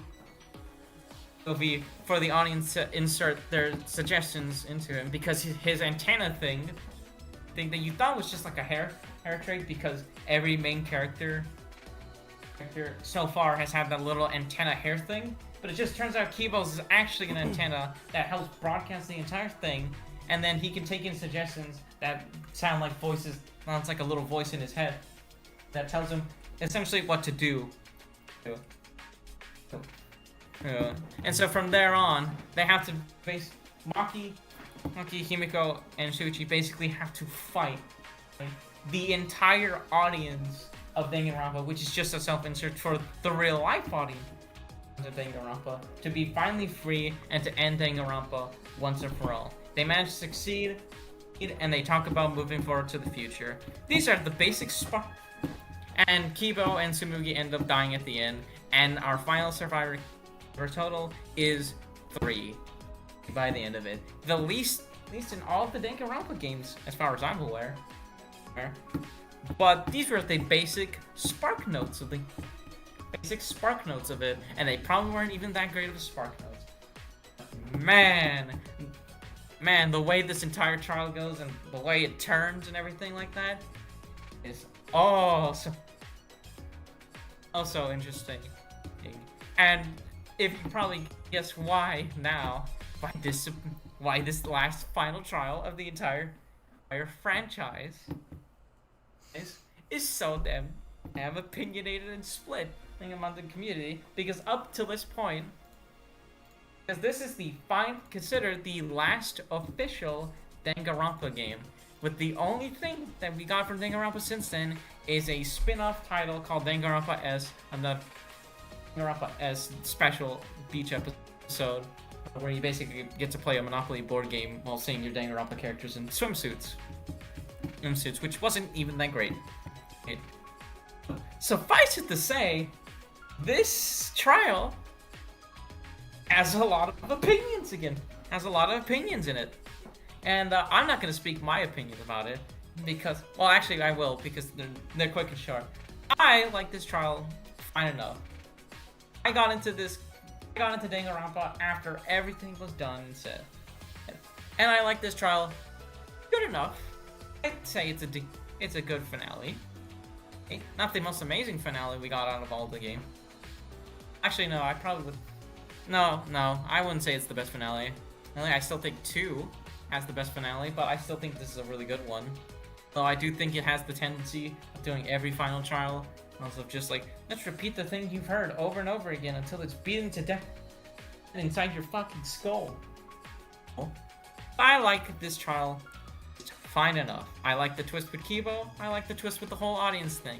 I like how very meta it gets at points.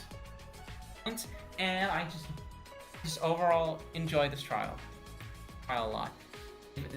It's just a bit too long, and I hate the fucking time battle that you get at the end with Kibo and the audience, because they take so many damn hits, and it feels like it's more like it's up to luck than actual skill.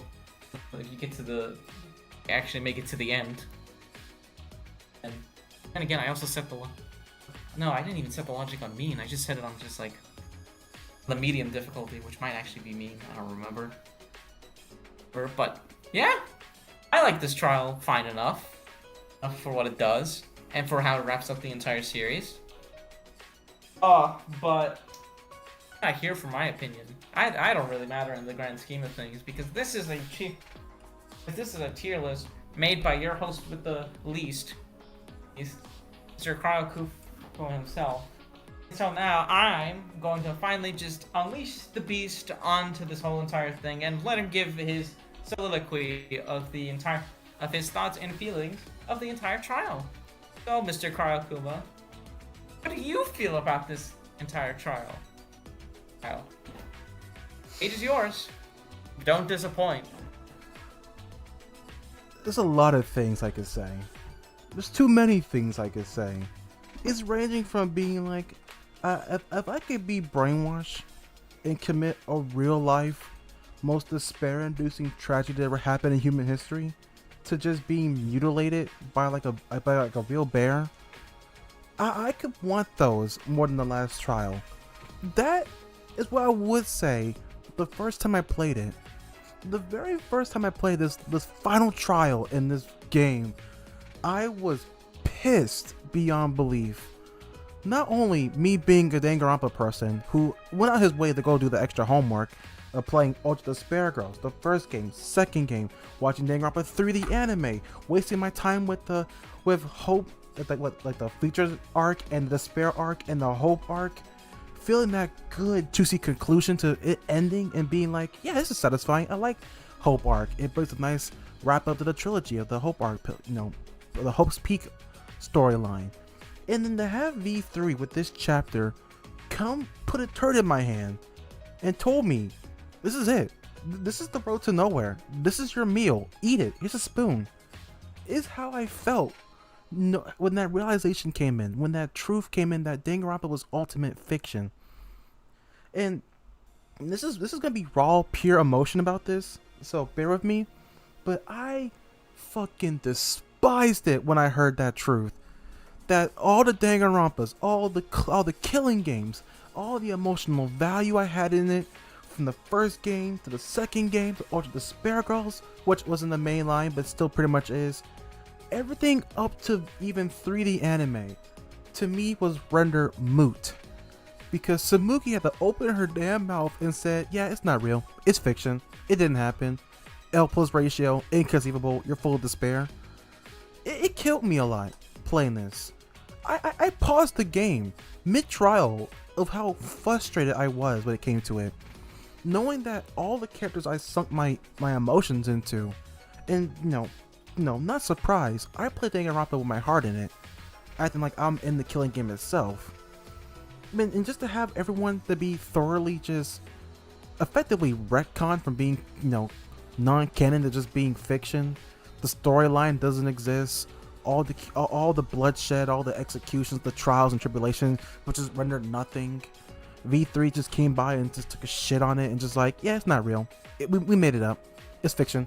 It's not real. It's made believe. It killed me a lot. At that point, I wasn't playing this game just to play it. I was just beating this trial out of obligation. Like, even the whole Kibo audience thing was just like, yeah, I like this. That's the only thing I probably liked about this.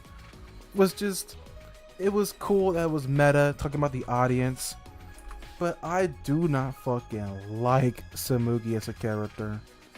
I mean, up until that point, she pretty much made it really clear, and it was apparent that she was like the Monica of like Danganronpa V3. She was just a body on camera. She just didn't exist. She was plain and she knew she was plain. I only gave her leeway because she had those cute little anime references to like Fate and like something else, and I was like, hey, is this like another Chiaki? You got like another like sufficient attractive girl who could do shit? And it's like, oh, I like that so much. Nah, she gotta pull that shit from me when she mentioned Junko. It's like, what? The mastermind? It's always Junko. It has to be Junko. I'm like, what the fuck are you talking about? And then she started cosplaying everybody. And then I realized, wait, don't you get cospox from cosplaying real people? And it's just like, oh yeah, sorry. The real people? I was like, no. No. Like, co-host, I'm telling you 100%. A tear went down my fucking eye when she told me this shit. Started cosplaying as everybody, pretty much just saying, yeah, it's not real. Wake up. This is the Matrix. Wake up. Wake up. This is the Manosphere. Wake up. It's like, no. I mean, the trial itself, I won't beat it too badly. I thought it was good. I personally liked it. I like the fact that if you don't hit no on it and you just say save the game, it instantly just saved the game back to the menu. I like that. I didn't realize that. It was kind of cool. And you know, I personally like that. I like the whole trial itself, but just the revelation of none of this shit didn't even matter to begin with. All this was just a show. It was fake. It was fiction. That really tore me up. Going through it a second time, I still had the same level of rage behind it, but now my expectations were just more, I guess, tamed. Going through different people's opinions and other YouTubers who talked about it and saying that this is like the ultimate like goodbye / fuck you, but not really kind of thing. I get it. People, you know, when it came out, people theorized that this might be like the last trial that Kodaka will ever make, because he's the creator of Danganronpa, and they thought this was like a message to like let go of Danganronpa. The franchise is done. I don't want to make games anymore. And I believe that 100%. I believe this was like the final trial. Like this was gonna be the last Danganronpa game. And me at the time, playing all 4 of them, was disappointed. Cause like I just got invested into this series, and you're just gonna pull the blanket off me like that? You're just gonna rob me of something I genuinely like, and I put so much investment into, and it's just done? It's over? What the fuck? It's like watching an anime, and then it's like, sorry, it's not adapted in the 2nd season, or it's just leaving on like a fat ass cliffhanger, like Dead Man Wonderland. It's like that shit had like a whole good season, and it never got picked up ever again, leaving people who watch the anime pretty much up a creek without a paddle. So when V3 hit, it left a lot of bad taste in my mouth. I mean, V3 was a good game. This last trial killed it for me until I came back and replayed it, and I was just like, it's not as bad now thinking with a calmer head. I still personally don't like it, but talking about it now, it's alright. In some cases, I think it was a great way to send off Danganronpa if this truly is the final game. Like, I mean, the last game to ever be made by Spike Chunsoft and Kodaka. I think the whole meta, you know, is like the real world representing Danganronpa, and you have to let go of the franchise, let go of the characters, because only you yourself can give them peace. I will say that it's alright. It's a good send-off. I'll be sad and heartbroken, but I rather for it to end on like a weird funny ass note than be ending on something so mid. But I want to talk about this whole Samugi thing.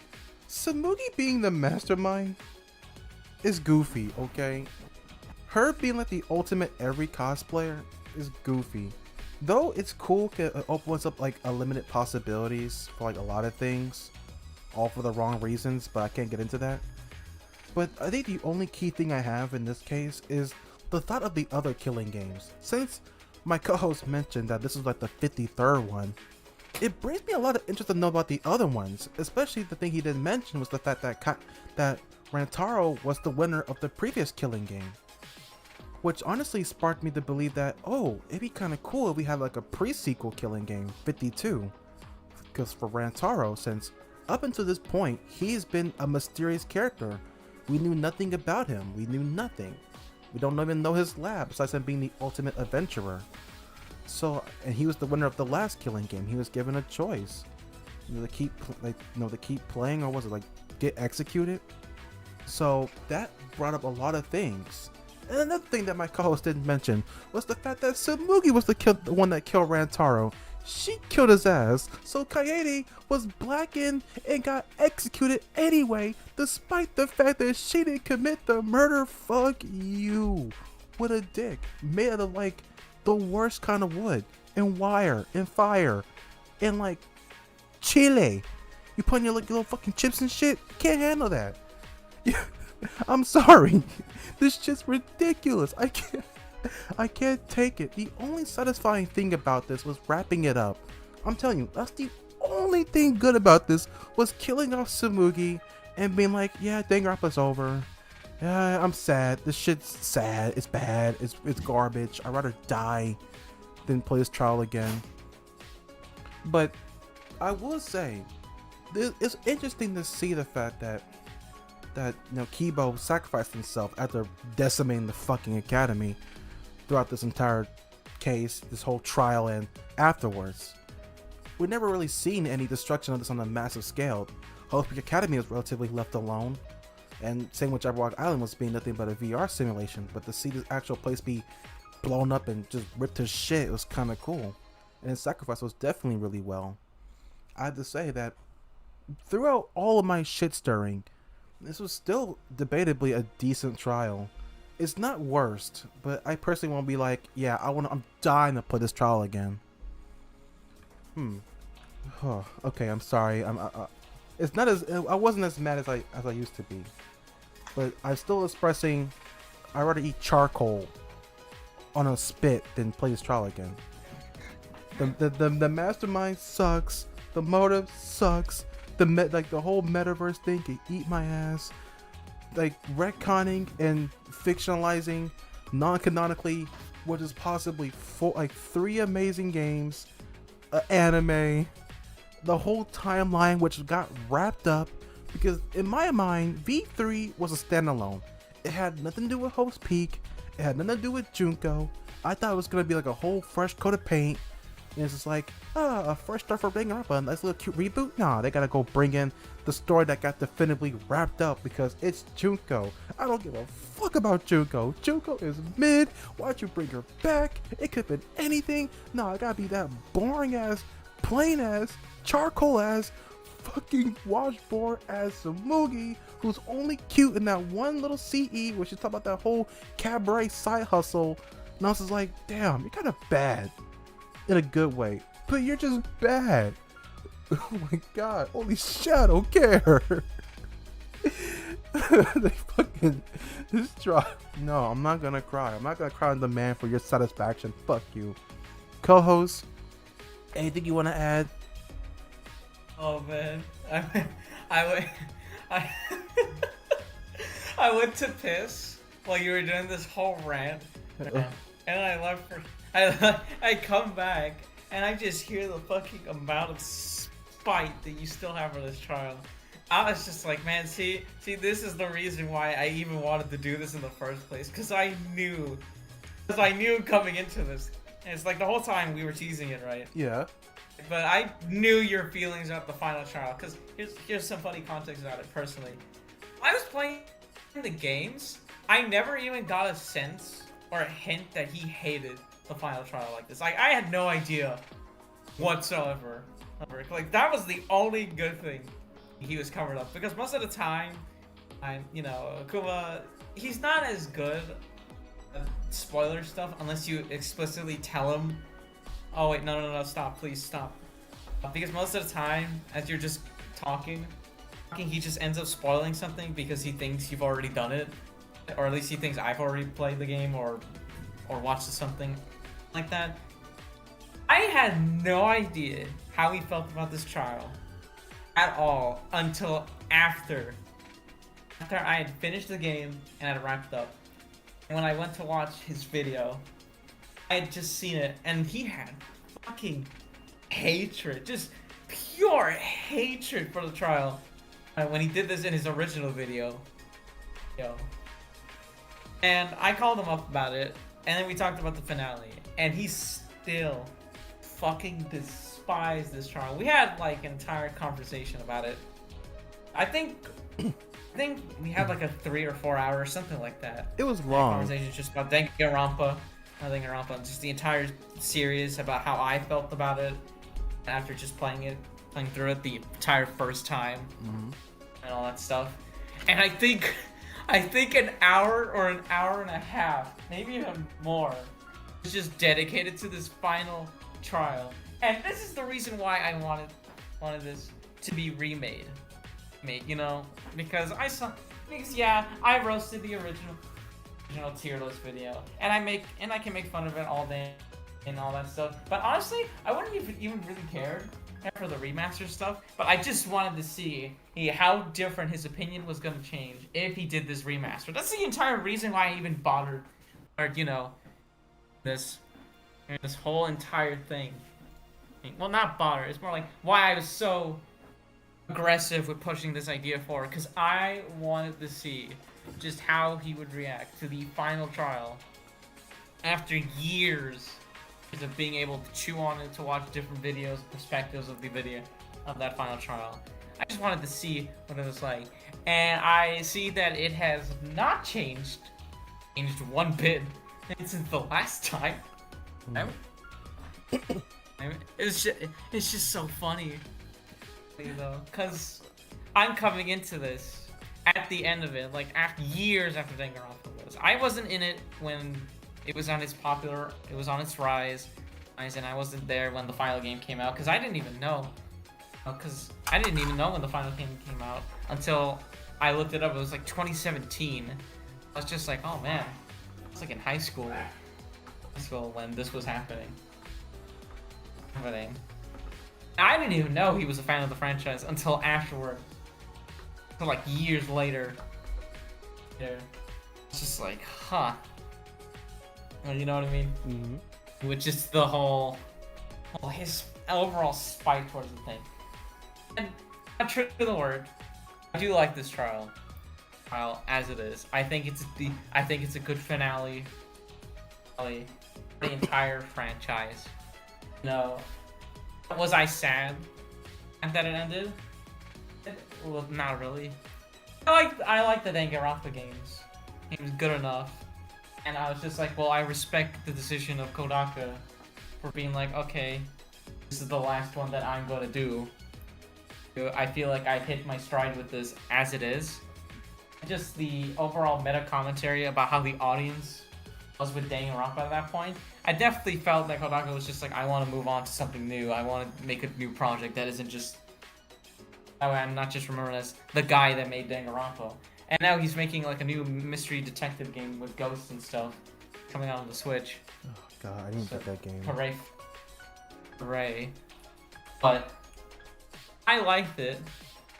And my whole thing is that I don't think, despite what many people think about the whole trial and its meta commentary and all that stuff, I don't think the finale of V3 invalidates anything of the previous two games or the entire franchise, because at one point Suichi makes the comment where he's just like, it doesn't matter if it's fiction or not. The point is that it still impacted us. And it's gonna be with us no matter what.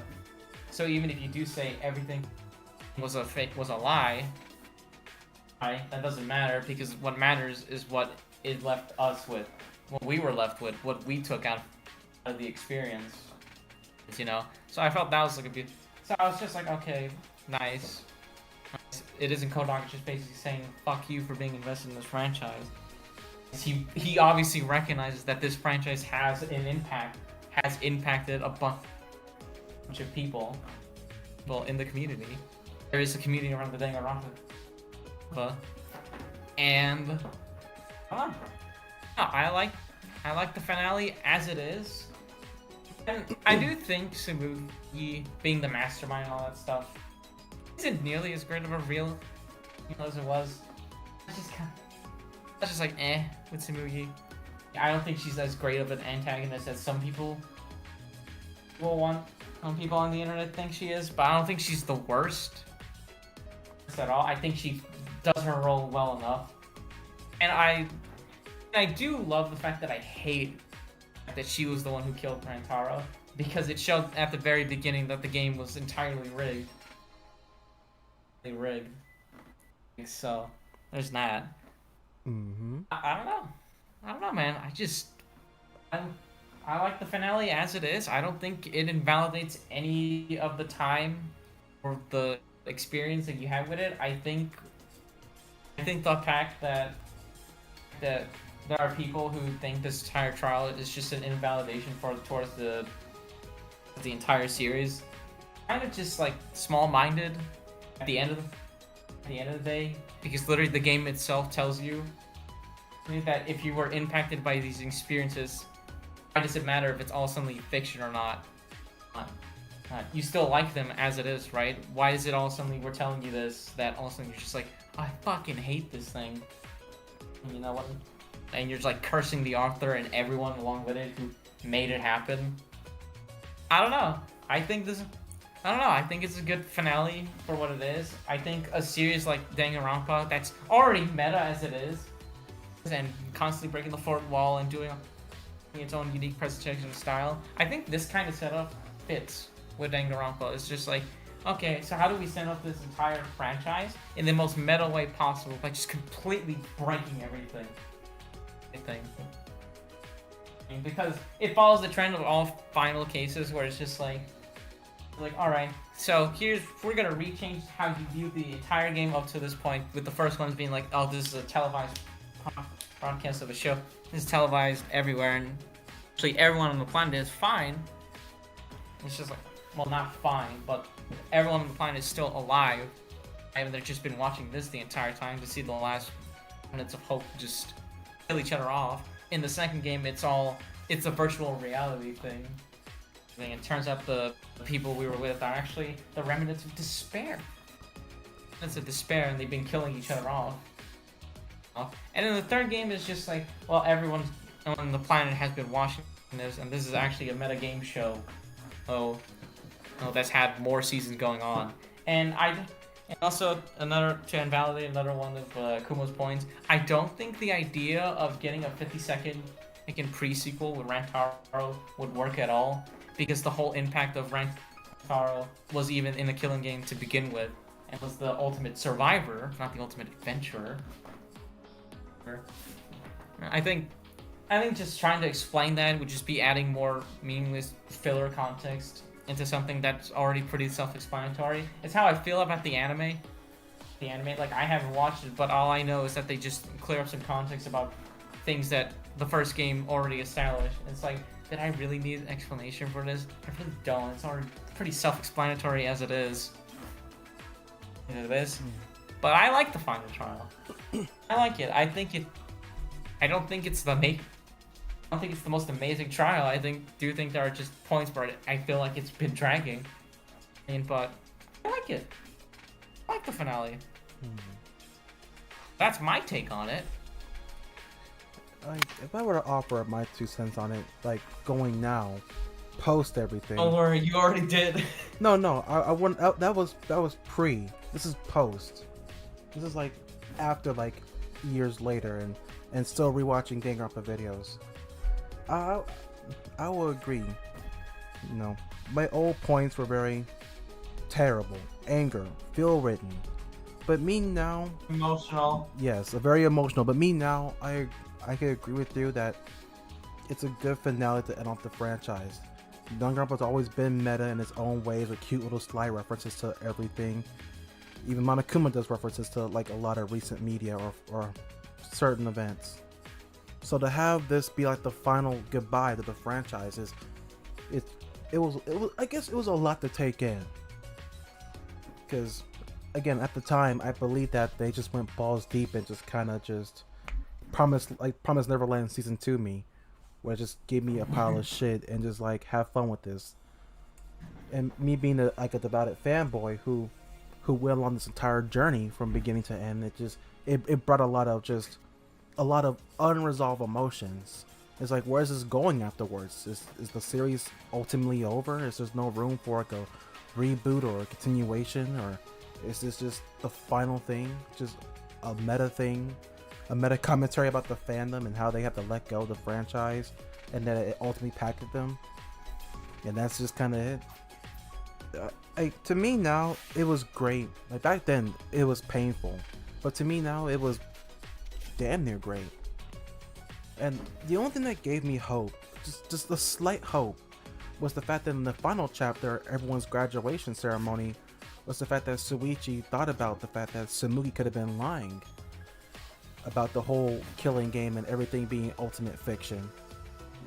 So it definitely left room for, okay, then if it was a lie, then where are they in the world? Does that mean that the timeline still exists? Like, it could be a lie. They could just be another victim to the murder killing game that took place somewhere else. So it definitely has, like, it definitely has, if this is the end, it's the end, but we could definitely leave room for another Danganronpa. Even if Kodaka's not running it, he did get Spike Chunsoft his blessing to keep pumping them out as they see fit. And what's another thing? And when I mentioned about Rantaro getting like his own prequel, I don't think I meant like as in a full-fledged game. I think probably something similar as in like Danganronpa If or Ultra Spirit Hagakure, where it's just like, oh, we get like a little spin-off novel. I know that that's the whole point of his character, to be mysterious, and we don't need a prequel to like the other killing game. I think at the time I thought that was very interesting to kind of open up like, oh, well, how many other people were here? How many other talents and how many other killing games were here? 53 seasons? I want to know about the other 52. It seems kind of interesting, like all like the endless potential. Even though I think at the end of it, they were all still going to be using Junko in some way. To be honest, V3 is what kind of inspired me to make my own Danganronpa like AU kind of verse thing, cringily enough. You know I mentioned on my channel like because a couple years ago, but V3's ending was the reason why I started writing one. Cause how like, oh, I could just make like the thought of having like an alternate verse seemed very interesting, and especially the fictional shit. But at the end of the day, this trial did its purpose of finally wrapping up this whole franchise. And there wasn't another game like this ever again, I honestly will be sad and heartbroken, but I will understand that it was a long journey. It's been over decades, possibly. And to have this franchise wrap up neatly and honestly in the most meta way possible. I'm talking like mad meta. I mean, at this point, they should start just mentioning their voice actors. And be like, oh, like, hey, you know, like, they should just start just getting like real meta. Have the budget run out or something. So it was definitely good. If I were to give this a ranking, I guess pre-me would have just hung this bitch in like D tier. But post-me is giving it, I say, a C. A high C to a low B. It's struggling between the two. Because I still have a lot of deep conflicting emotions about this trial in particular. And I just can't bite the bullet and just give it a higher tier than B. I love how it did it. I love how it ended the franchise, but there's just too many lingering weights that I can't get past to give it like, oh, this shit belongs in A tier. That's why I'm compromising it and giving it a B. Actually, this is a hell of a lot better. It deserves to be high B. Because if I put it in C, it's just a greater insult to itself. Besides, you can't give the last chapter of the franchise a low ranking.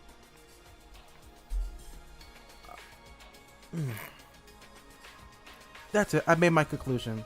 It's gonna go in B. It's gonna be in the middle of the pack, beating out chapter 2 for the second game, or the first game, and chapter 1 for the first game. It's in the middle. I know I don't like it, but I just simply don't hate it anymore. It's just apathy. Apathy. Wouldn't you say your apathy would make it lower then?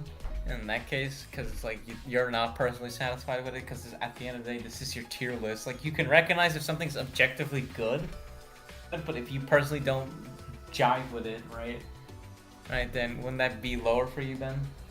True enough. I just didn't want to give it a lower rank than what it was. I thought if I put it in B, it'd just be ultimately, I don't like it nor I don't hate it. It's just in the middle of, it's just there.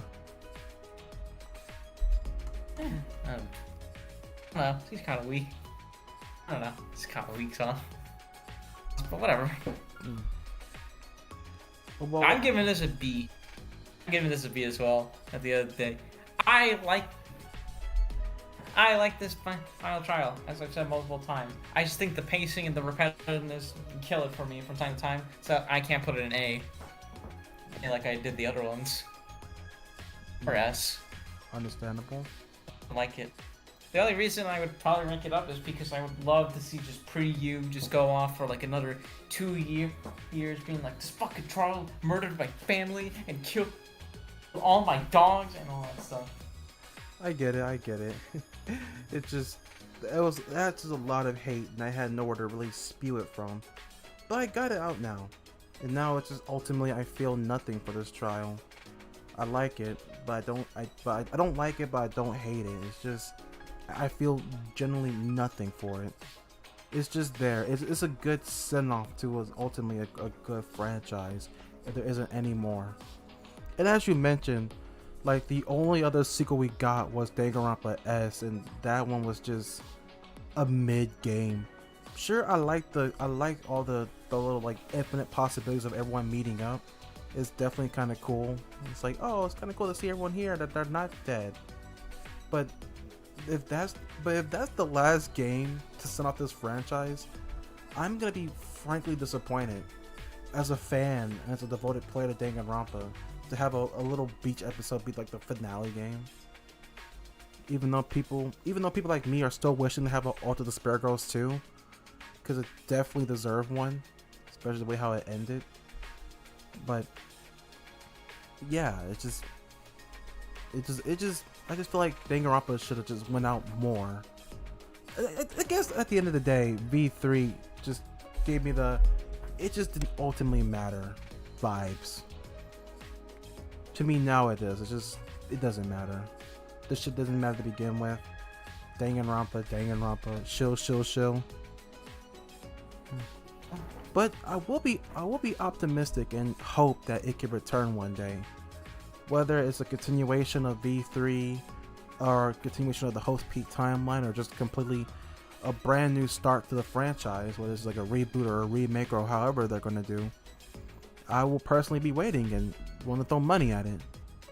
And definitely gonna go buy that Switch game, Detective Archives Code Rain. It seems definitely good, so I'm definitely gonna put money in that.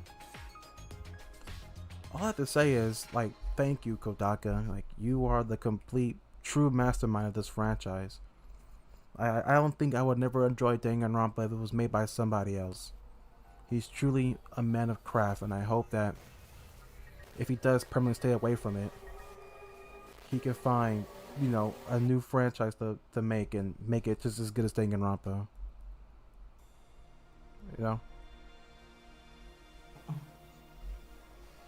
Man, this is crazy. This is wild. This is a different kind of reaction at the end of the day. I thought you would be more angrier. I was really hoping that'd be funny, but nah. I like this. I like this finale. It's definitely changed.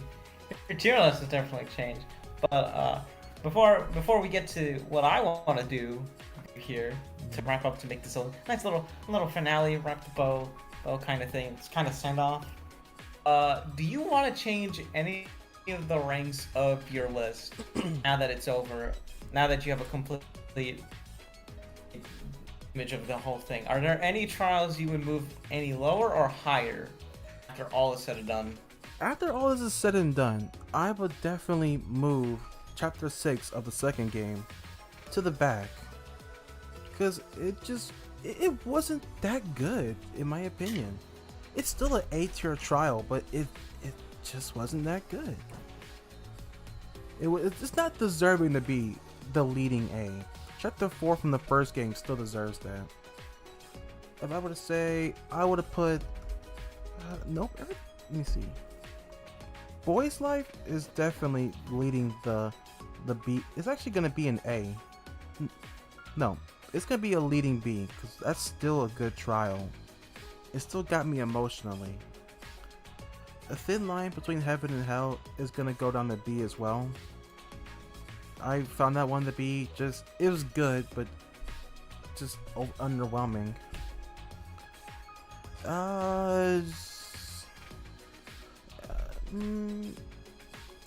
What else will be here?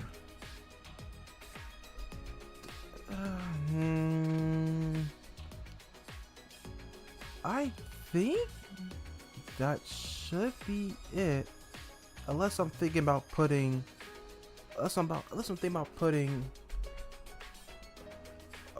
chapter 5 from the first game into, I guess, into B tier. I'm thinking about it, but it's not like that. I think I'm fine with this. I think this is good. Good, neat little bow. So Yes. I want to share my screen now because I want to show what my tier list looks like at the end of this. And then I want to show something completely special to round this off. You know? Yeah. So I'm gonna go ahead and gonna go share my screen. You know, I'm sure I can choose which one you like to go to. This one. Share this one. Alright. Hopefully it's working now. Oh. Let me just be the tard and figure out what the hell is anything.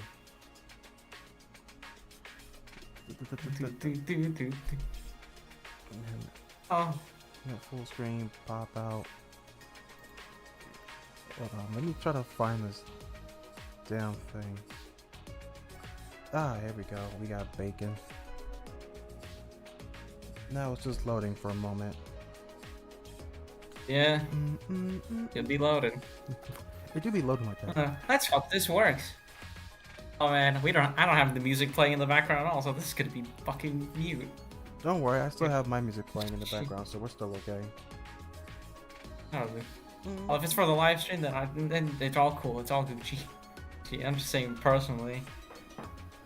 Swear to God, if this thing doesn't work after me figuring it out like the fucking brilliant caveman that I am, I will destroy Discord. I will just punch all their servers. You gonna get that angry? Exactly, gamer rage. Gamer rage? I thought you just can't use gamer rage. I thought that wasn't legally allowed. Exactly. That one. I swear I'm sharing my stream. I the fucking can't. My God, I'm a technical wizard. I don't even know what I'm doing. Anyway. Are you? And window.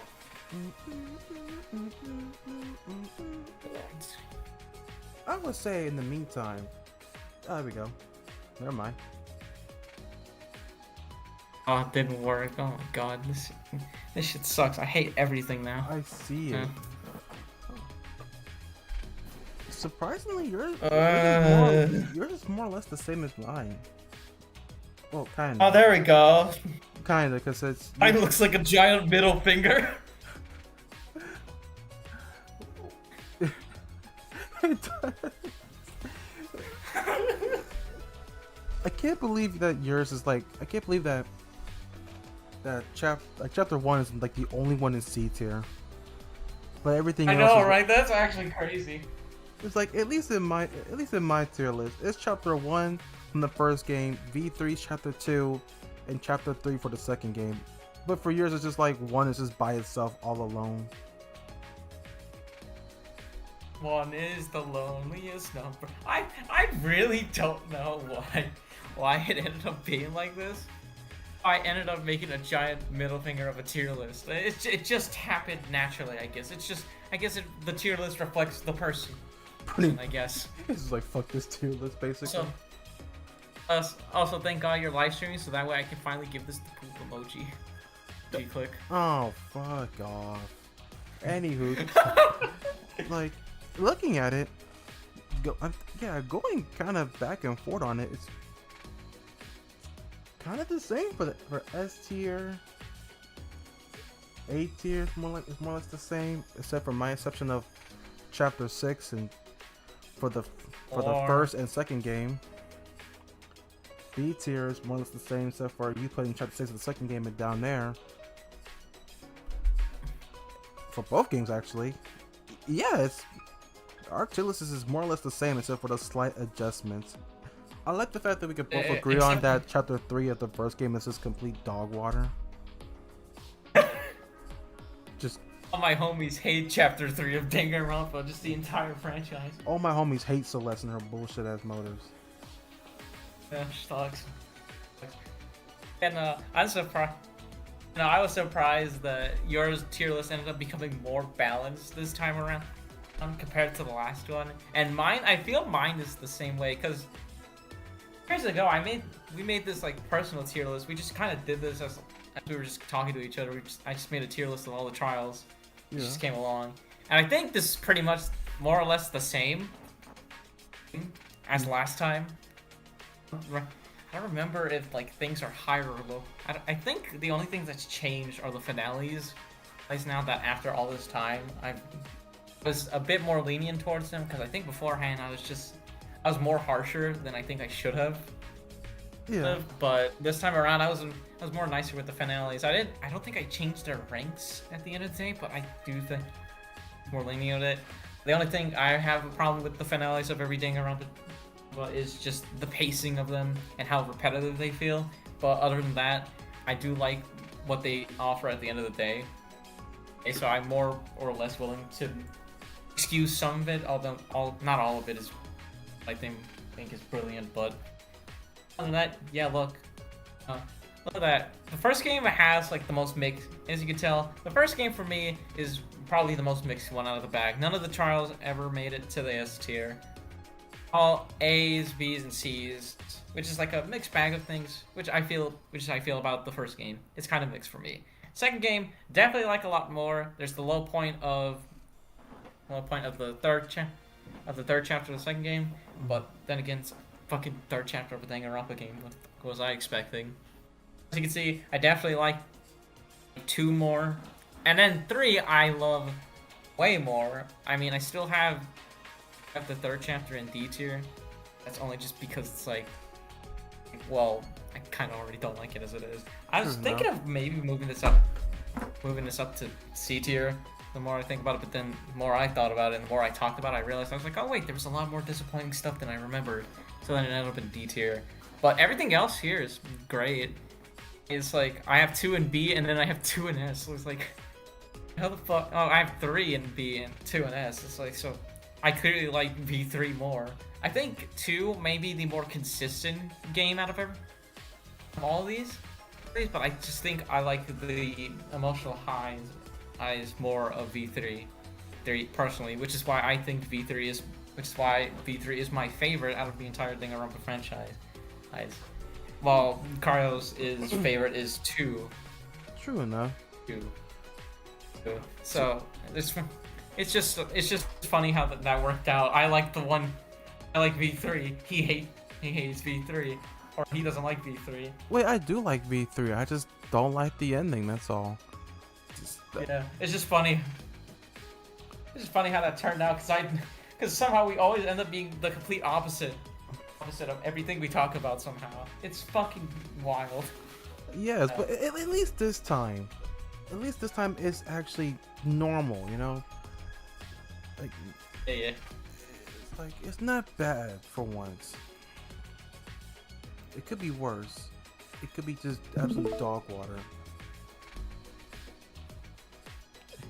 All right, but that's enough of the first screen that I wanted to share. I just wanted to show the audience the difference between your tier list and mine, because I didn't want the audience to be like, oh, they're making the same tier list. Oh, that's kind of fucking weak. Yeah. I want to share a different screen. One that you might be familiar with. Wait. If you're like me, autistic. But if you Oh man, but it'll be glorious. Oh, what? No, I had a bad, glorious thing. I had a bad feeling. What do you mean? What are you talking about? What pit in your stomach are you talking about? You fool! Wretched fool, you. Oh yeah. Hey, look. Oh, hell yeah. No, why Uh, you gotta bring that up? I mean, I get it. Because, I know. You gotta bring it up because you gotta show the audience the different contrast of how it went compared to now. But yep, it's just like, yep. ah. Yeah, no, I also did this because last time on the last stream I forgot to show it. I like proclaimed in the first stream that we were gonna do this at the end of every stream to show the differences between the two, but then I forgot about about it in the second stream because we were so focused and precise that I accidentally forgot not to share this.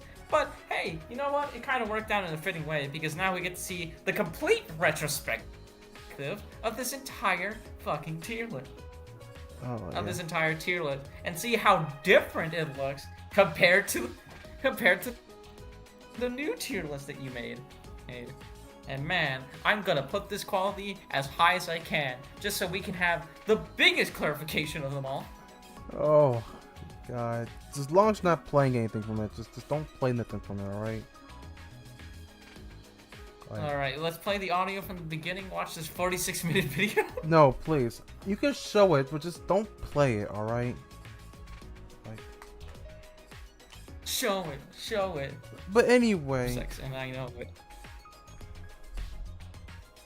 Oh man. This thing. I hope this thing's in full screen. It is. Look at this. Look at this tier. This tier list.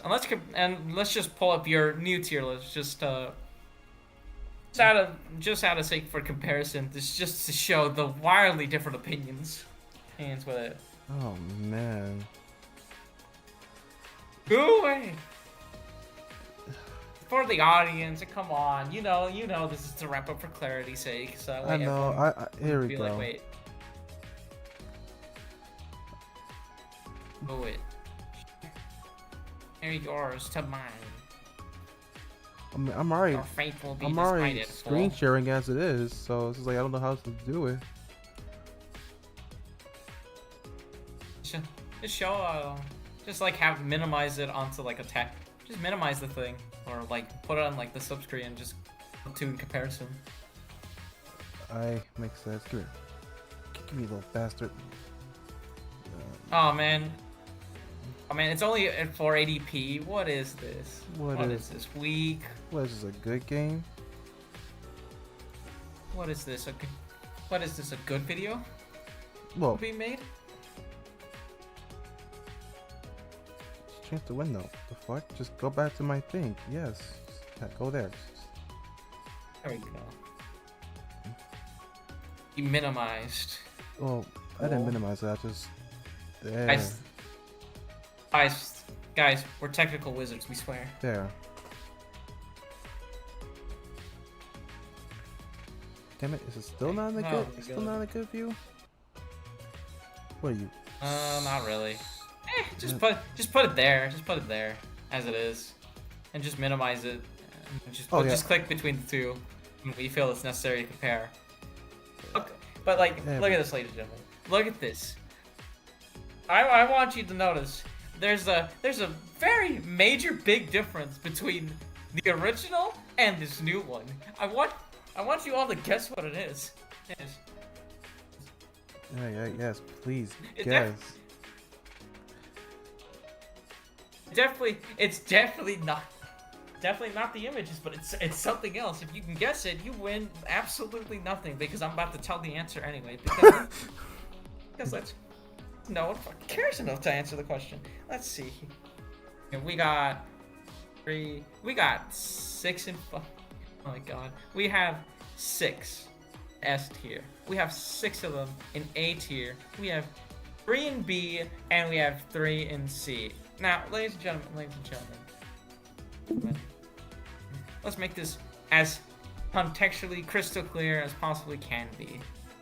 What he has in S tier, he has 31, which is the only one that managed to survive to its original ranking. Surprisingly. Okay, in its own tier list. And then look what he has in comparison. Listen, that S tier next to beautiful 3-1. Which I won't harp on for any much longer. Case 2-1, Tero. Case 1-1, Leon. Case 2-2, Echoes. Case 1-2, Mondo, and Case 2-3, Mekons. Ugh. Now, Why you think I title it as old and outdated? cause you wanted to cover your ass and make sure people couldn't use this against you in the future. Nah, really? How'd you guess that fucking mystery right there? Because I'm an expert detective. I'm the ultimate detective. Like, really? I didn't know. Wow. As if it's not like I wanted to cover my tracks and pretend this shit didn't happen. Yeah, this is the reason why I wanted to do this, why I wanted to share the screen, even though it's going so wonderfully great with our technical prowess and ultimate, just like, hell yeah. Oh, we're just so good at it, you know? This shit just kind of happens. It's just so funny that we fucking ended up with this. Oh, It's so funny how like all the cases that ended up changing hands, most of these are like B. Like the only ones that are in A are like 2-2s. And then everything else is in B. Yeah. It's really funny. So I'm gonna ask the host now the question of why was case 2-1 in S again? Like for the bad one or for the new one? The bad one. Or the old one. We'll just call it the old one, okay? Oh. Love that. I'm not Case 2-1. screen sharing. But... If it wasn't a good one, if it was a good one, then. Wow, why did I like that one per se? Oh, let's watch the video. No, please, for the love of God, don't. What? For all that's despair-inducing, please do not play that audio. I will smite that video with a quickness. Well, let me find the exact timestamp. See when you start talking about this. No, please. Hold on. Mercy. I'm close. I am begging you for mercy. There is no such thing as mercy. There's only Cryokuma videos. Damn it, I'm the host here, and I say you don't play that fucking audio. 3, 2, no, 1. Bro, God. Oh. He didn't have to die. Child goes to A rank, so I really like that. This is literally the whole point of this damn. No matter what. Alright, game set. Please, just stop. We need to go back. We need to go back. We need to go back to the past. Samurai Jack. Pressure. Please, please, spare me this humiliation. Yeah, proves a lot of things that the first game had. Spruce it up. Look, you're not watching the video, so technically, I'm not breaking anything in the contract. But spare the fans. They don't want to watch this shit. Overall, it was a good trial. I actually felt bad for Teddy. Ironically, I'm one of the few people who still want him in the game. I would have traded out Hiyoko early for Teddy because he had potential. I already saw his arc. I already see his story. He was a chapter 3 victim, to be honest. Or a murderer. He could be a victim. And I see that. And I wouldn't mind it. He's a good character. I don't care that he was perverted and stuff. Every anime had to fill a slot somehow. And he did. He didn't have to die. Charlotte goes to A rank, but I really like Teddy. Are you done? Did you have your fill? Had you had your fill humiliating me now? Are you satisfied with grinding me into the dirt with my terribly bad takes on an old and outdated video? I had to be humiliated. They had to humiliate me for my fans. Look, man. Look. I said I was gonna make you watch your own videos one way or another, and if it wasn't gonna be during our private call sessions, or just regular phone calls, it was gonna be on a fucking live stream. I was gonna get you to watch one of them either way, and you technically didn't even fucking watch it because my video's not fucking screen sharing for some reason. God knows what it is. Probably just turn it off and turn it back on again. But I can't. It said reduce. Oh, that's probably why. I don't want to practice what I preach. Please. I don't want to watch my old content. Yes. I'm the very embodiment It's of I don't watch what I post. Oh my god. I mean, the It's just only so thing I'm gonna funny. watch is probably It's the just super so cut. This is so funny. Like that we. I did not remember why you put 2-1 in S tier, and I was just like, oh, it was like for Terra or something like that. I did not remember it was only because of Terra that you put it in fucking S tier. Oh, God almighty. And look where it ended up. Look where it ended up in the first compared to the new one. That's fucking brilliant. Oh, just my head's throbbing. You know, it's just pulsing right now. My shit is hurting. Like Well, don't worry. I We'll watch one more little segment. No, please. Well, actually, we'll watch 2 segments. 2. Oh, Segments. Nino. Wow, you just called me a dirty. Whoa, hey, racial slur in Spanish, YouTuber, whatever. YouTube don't want to hear that. They want to appreciate that. Let's watch the 2-3 segment.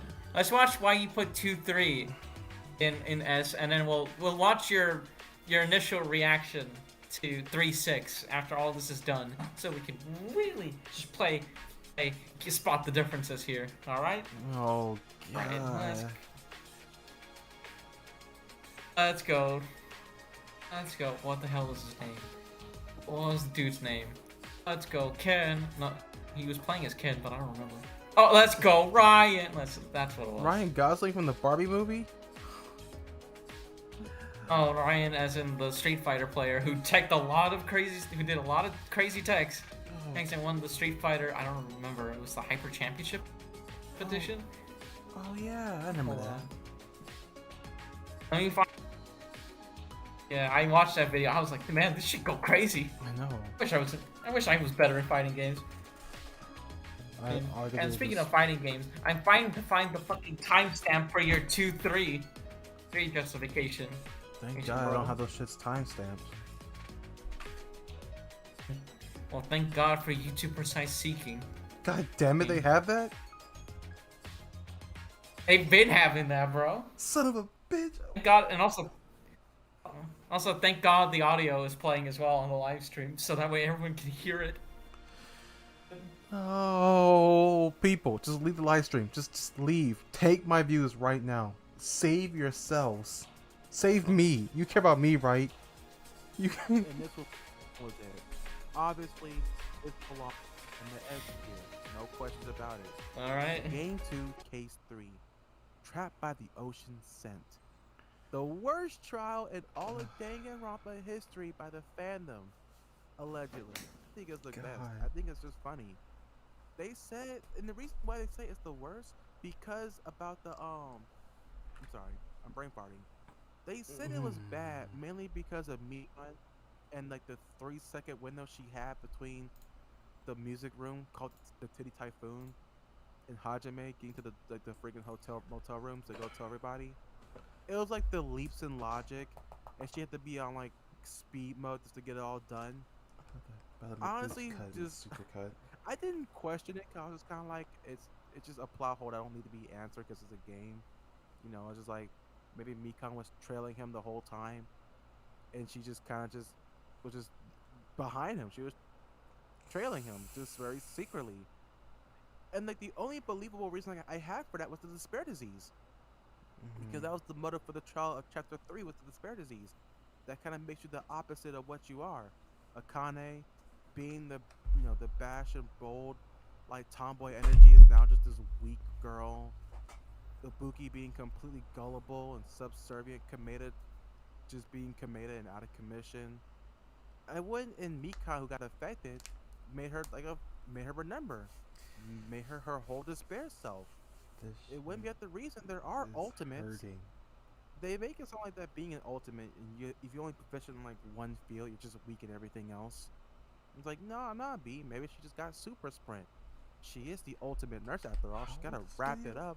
Like, go! Like, go! Run. But other than that, I think this trial was good. I'm losing it. Like, unpopular opinion. I think chapter 3 was good because it is, no doubt about it. And I don't care that people said that that that How old Hiyoko is died this? for nothing. Because at this point, I'm surprised she even lasts this long. She is lucky to last this long. I know there's been a lot of debate saying that Hiyoko A only year died ago? because Fuyuhiko had to Fuck. get that redemption arc because of Pekoyama, and it's not fair because they'd rather have Fuyuhiko die so Hiyoko got her development. It's like, what would have been different? She would have stopped talking shit about people at the island? It's like, what would have been different about Hiyoko? Her best friend is dead, and I can't yes, actively even they sit thought here. Hiyoko and Mahiru were like a lesbian lover thing, and I'm like, I don't care. Everyone's ambiguously straight until otherwise. Fight me. That's my head canon. Fight me. But Hiyoko had nothing. Unless she's gonna stop talking I'm smack about sorry for people, my sin. you're not getting anything out of me. It's just gonna be a pointless Are you lesson. interrupting So her Cryo demise honestly Kuma? was just the better off. And killing Fuyuhiko after No. Pekoyama's execution would have been pointless. Either way, there was no way of solving it. Someone had to die. I saw one YouTuber talked about it, and ironically they said the best person who could have took their spots would have been Sonya, which I had to agree. I feel like Sonya has not done anything in the game beyond dialogue, personally. Beyond being ship bait for Gundam Tanaka and being NTR cut bait for Soda, is like I, I it's like Sonya could die in chapter 3, and honestly, it wouldn't be different. I wouldn't even miss her. At least then, Fuyuhiko and Hiyoko could still be alive, and it wouldn't be like some debacle in the chat like, oh my goodness, one of them have to die. Fuyuhiko could die. No, Hiyoko gotta die. Why don't both of them die? It makes sense. What about Ibuki, guys? You're forgetting about Ibuki. You know, the first murder victim in chapter 3 who died for nothing? Don't you remember? Her singing is crap, but her music is good. You guys high? Oh. It's like she died for nothing. She had potential. I'm telling you. Chapter gets an S rank. I defy someone to tell me wrong. Next. I I defy someone. I dare someone to tell me it's wrong. And then I came along after the end of the video just to tell people, just to tell you, you're wrong. Wrong. I'm losing my The will to whole live reason. at an increasingly alarming rate. See, originally I would have just watched this video and I would have talked about it casually, but then you had to bring up that like statement of you had to put on the declaration of challenge right there, being like, I dare someone to tell me I'm fucking wrong. No one's gonna do it. No one's gonna do it. Everyone's a pussy. My opinion's the greatest of all time. And I just came, okay, I gotta tear this guy down. I gotta just put him back into fucking reality, dude. Because like, holy shit. I get it. I'm sorry. I'm not worth shit. Please, I'm garbage. Let me admit I'm garbage right now. Just stop the madness. This Please. this is peak. This is peak contrarian behavior over here. Just telling everyone to go fuck themselves. Their opinions don't fucking matter. And that it's just like, oh, this thing is the greatest of all time. Why? Because everyone else hates it. So that means I love it. Fuck all of y'all. S tier. And I'm like, oh, I would respect it, but there is no real justification here. It's just it's just so fucking Like great. I have told you numerous times that I am in my own echo chamber. With this tier list, at least then I had you to bounce off back and forth with the ideas and actually talking about it. Like that video is outdated for a reason. Like you think I'm really gonna practice what I preach in this damn tier list, especially that old one?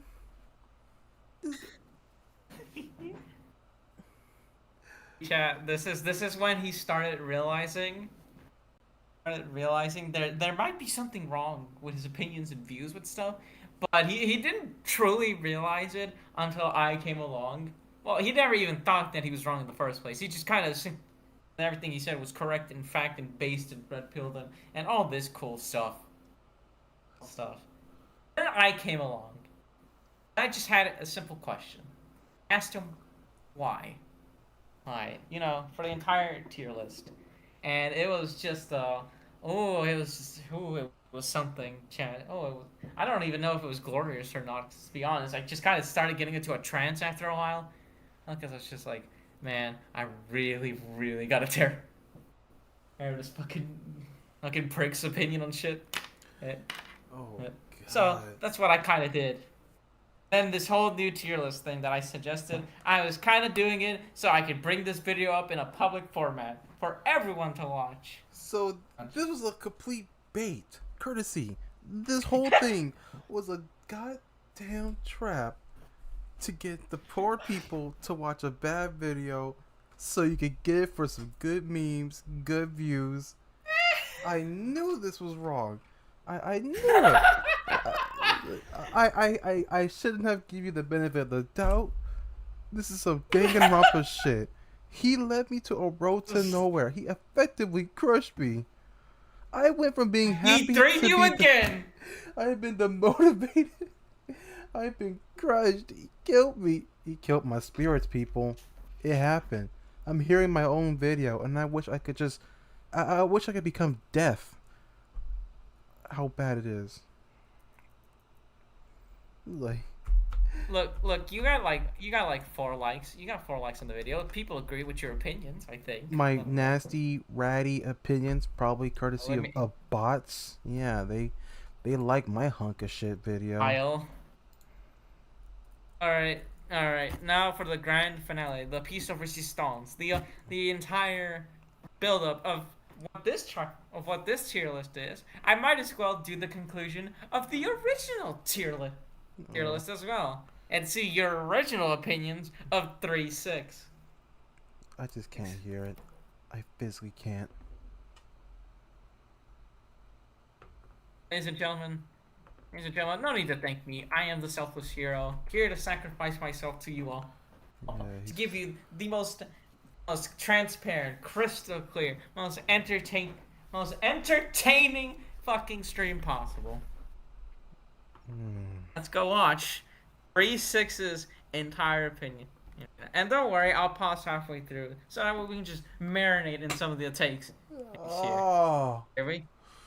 Here we go. Balance of being great, but that controversy I mentioned is stupid. Okay, that's what keeps it from being an S. I know it's petty, I know it's dumb, but that's just me.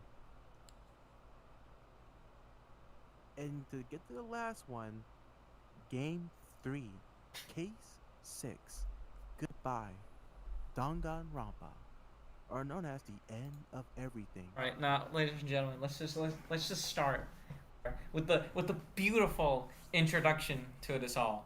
Case 3-6, the entire way he presents ends this final trial. There's already a bit of foreshadowing, and it's very cleverly done by our master fucking Kryoku right here, master video editor, master producer, everything like that. Kryoku over here. You can already detect the malice in his voice, the absolute vile hatred that he has in this case, but he doesn't clearly spell it out to you. He gives you time to simmer and being like, I wonder what that ominous like tone is going to be like for the rest of the video. And once we get into this, oh boy, we'll quickly figure out that something's afoot here. Something has gone awry here. There's an awakening of something truly evil going on here. But we haven't gotten to that yet, have we? Have we, Mr. Cryokuma? God, just I will pay you money to stop this, please. It's like I'm not ready to hear the shit that I be dealing out. I'm not strong enough. Right. I'm a hack YouTuber. I can admit it. Don't worry, I'll just put the volume on full blast. We can hear everything without any of this ambiguity crap that separates modern society today. Let's just do this raw, completely fucking raw. All right, 3, 2, 1. Punishment time. Instant D. Do I even need to say anything? Instant D. I don't need to say anything about it. I'm kidding. It's a C at best. I don't hate it. I mean, I don't like the fact that it kind of just killed all continuity for Danganronpa, because that's what everyone is saying it did. It just killed all the continuity, which would be kind of interesting since Danganronpa S came out recently, and then how the characters there in the same universe. But at the time, it really did hurt my feelings. You know, Hope's Peak, Future Foundation, Toa City, you know, the first two Killing Games, Ultra Despair Girls, everyone we come to know and love. Despair arc especially, like Yukizome and Mudokata, like they didn't exist, they didn't matter. It was all just a lie. At the time, I was in despair. You know, it was kind of like a big middle finger to me to have my series reduced to nothing, but just, yeah, it was all made up. We made this crap up. Why do you think we have 53 in the name? It stopped being an actual killing game and became a real killing game on reality TV. Hope you got yourself a direct TV so you can record it on the telly. So you want to binge all 52 seasons like a maniac? It was, at the time, it really did hurt my heart. I was scared for the series. I was scared that it was over. You know, because like by the time I got into Danganronpa, V3 was already in development, so I had to super binge the first two games, watched a YouTube video about it, like 11 hours of Ultra Despair Girls, like the whole thing, and then watched the Despair arc and Future arc. So when V3 came to its ending in the Japanese one, I was scared that it was gonna be over. It's like this fandom ended before I even got into it. That's not fair. I haven't gotten enough vibes for it. You know, because back then, before V3 came out, on the English side, before it got localized, Vines was still up. Remember Vines? If you remember Vines, we're homies for life. I still got some Vines saved on my Google Photos, like a lot of them. I think like 200 of those. But yeah, it was just a gut punch. I know that now people are saying that Samugi could have been lying, that Danganronpa could be real and she was just making another fabrication. But I don't know. Because now I kind of agree. If it did kill all continuity, at least it'll open a room up for more games or more sequels or anything that could be weird. You know, it'll open more potential. We could probably have a Danganronpa slice of life where all the cast and characters are in a place just doing whatever, having random shenanigans and random adventures. So it wouldn't be a complete loss.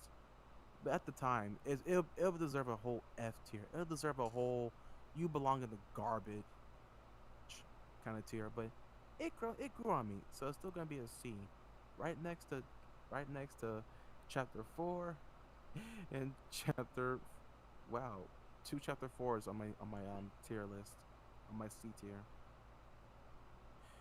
Well, that's pretty good. And with this list, It was that disappointing, but man, though, feels nice. It feels nice seeing that finale. It's definitely a little bit less satisfying than the current one, but man, did I forget that you put 2-4 in fucking C tier? I should watch that. I should watch that part. That'd be interesting, but nah, I can't. I promised only 3, and I'm gonna keep to my word. I'm gonna stop sharing the screen now because why the fuck would I? But yeah, no, that was fun. That was fun for me and no one else. I'm dying. I mean that. I'm dying. I'm literally dying. I'd rather eat like elephant's foot from Chernobyl. How bad I'm dying right now. Like this.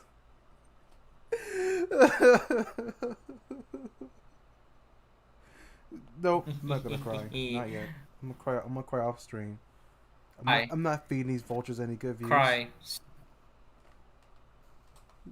Cry about it. I'm not. Cry about it. I'm Weep. not. I'm not. Sorrow. Oh. Cope. That was a fun trip down memory lane. Wasn't it? Wasn't it all, boys and girls? Wasn't it all? Oh yeah, he says it's fun trip down memory lane. It His ass says it's fun. Of course, he thinks it's fun. It's always fun. Fun for who? It's fun, dude. Me, and that's all that matters. No, The grand scheme of things. of course, it's the only thing that matters. It's the only thing that matters. I'm glad that you could scar the lovely viewers. I'm so glad. I'm so glad I'm that glad they get to watch this and wish they could die. Like I'm afraid that everyone here. I'm so glad this is gonna be in. I'm so glad this is gonna be in the supercut, by the way, because you said you were gonna upload everything as is raw. I might So have I'm so glad that not only did you have to watch it, that you have to watch this live on stream, but you're also gonna have to watch this when you're editing it too. Who the hell said I'm watching this shit? I'm gonna balance the audio You out. did. I'm gonna fuse it all together, and I'm gonna ship it out 100%. You got me messed Yeah, but you up. gotta. Yeah, but in order to balance out the audio, that means you have to watch certain sections to make sure the audio was actually working and not corrupted. Damn it. So that means you have to watch a lot of footage. I gave you an out. I gave you an out at the beginning of this at the beginning of this entire call. Well, you didn't take it, and now look what happened. You know what? I thought about it. I really did. For a good moment, I was like, you know what? I could just skip this weekend and I could just go play Overwatch 2 again and No Life Honkai Star Rail. But I wanted to do it because I was laying there excited. Just like, yeah, I want to get this out of the way. It's the final one. I've been waiting all week for it. But now I am regretting every last choice I have made in my life and YouTube career. By the end of the stream, I'll be contemplating whether to delete my damn channel. I'm thinking about it. Start from scratch. Just start over. Make like content farming videos, and live like morgues. Okay, just do that. It's a thought. Hey guys, it's Morgs here. I'm gonna be reacting to this tier list today. Like, God damn it, I got rid of that damn video. It's like, I'm gonna be a reaction channel. It's like, oh man, this is a good trailer. I'm not gonna buy any content. No. I'm gonna be the ultimate catfish. I'm gonna make a freaking VTuber model as a female, get a voice changer, go on Twitch, rake in 1 trillion views, move to the Philippines, fake my death, and live in peace. This is all just because you watched one of your own videos. Your own old tier list. That was the entire reason. Exactly. That you did this. It's a fire and forget video. That's the problem. I made it and I forgot about it. Well, too late. You fired. It shot somebody, and then they decided, all right, you know what? I'm gonna shoot back at this fucker. But they took their time. They had a whole plan. You planned this shit. You were there from the bottom. You saw it. You was just rubbing your little damn hands and just like, yeah, gotta watch this fucker burn. And now where I'm at my peak subs, he wants to be like, hey, I got this little video. You want to check it out? It's like, no. I just can't quit midstream because I'd be an asshole. But I just simply just can't just cut you out because I'm an asshole. You put me in the ultimate fuck you trap. I am literally, my hands were tied. There was nothing I could do without privacy and backlash. All time.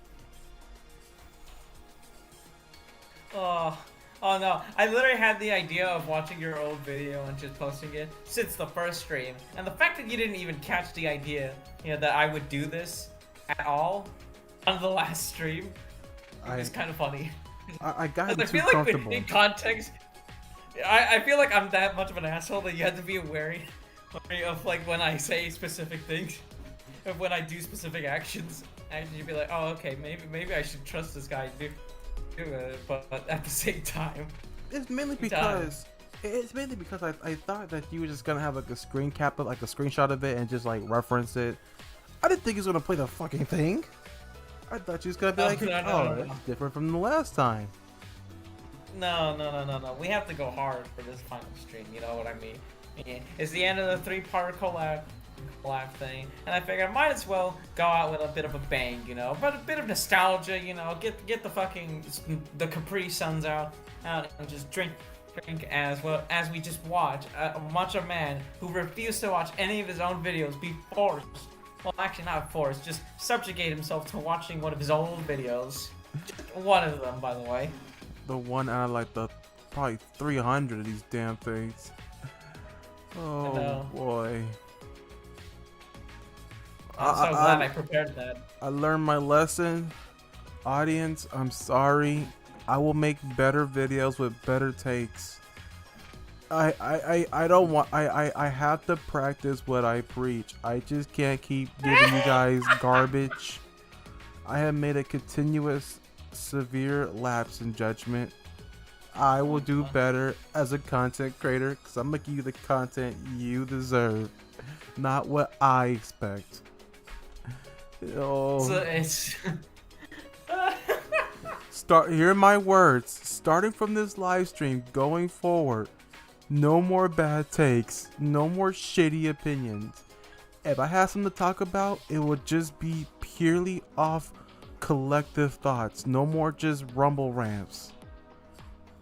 No. You still have to share your opinion on the thing. You can't just be like, oh, let me join the millions of other people who say the nice things. No, you have to express yourself in your own fucking videos, dude. Otherwise, what's the fucking point of watching your current content when someone else can say the exact same thing? Fine, I'll still keep my opinions, but they'll be well thought out, and they will have thought put into them. It ain't just no more screeching into the void. And you'll actually put fucking time and research into a thing if you're not sure about it instead of just ranting. Yes. I will actually put time and effort. No more just bullshit for bullshit's sake. No more uploading because it's an obligation. Just go back to how people used to do it. Make content because I wanted to and I want to entertain, not content because it's just cheap views. see, this. I told you to keep doing this for years, and you just kept blowing me out. You seemed like, yeah, sure, whatever, fuck it, and then you just kept doing the same shit. Now look where we are. Yes, at the end of the world, being utterly humiliated live on stream. Yeah, I did this because you kind of just forced my hand at that point. Because I was just like, well, if he's not gonna listen to me, might as well have some fun with it and see just how close I can get to getting everything on fire. You know what I mean? The only good thing about this is the damn Birdman ain't here. Thank Christ Birdman's not here. I will never live it down. Well, don't worry, I'll make sure to add the Birdman and send him the entire live stream. Oh. You're gonna upload this either way, so he's gonna eventually see it. Oh, true enough. I have forsaken myself so much.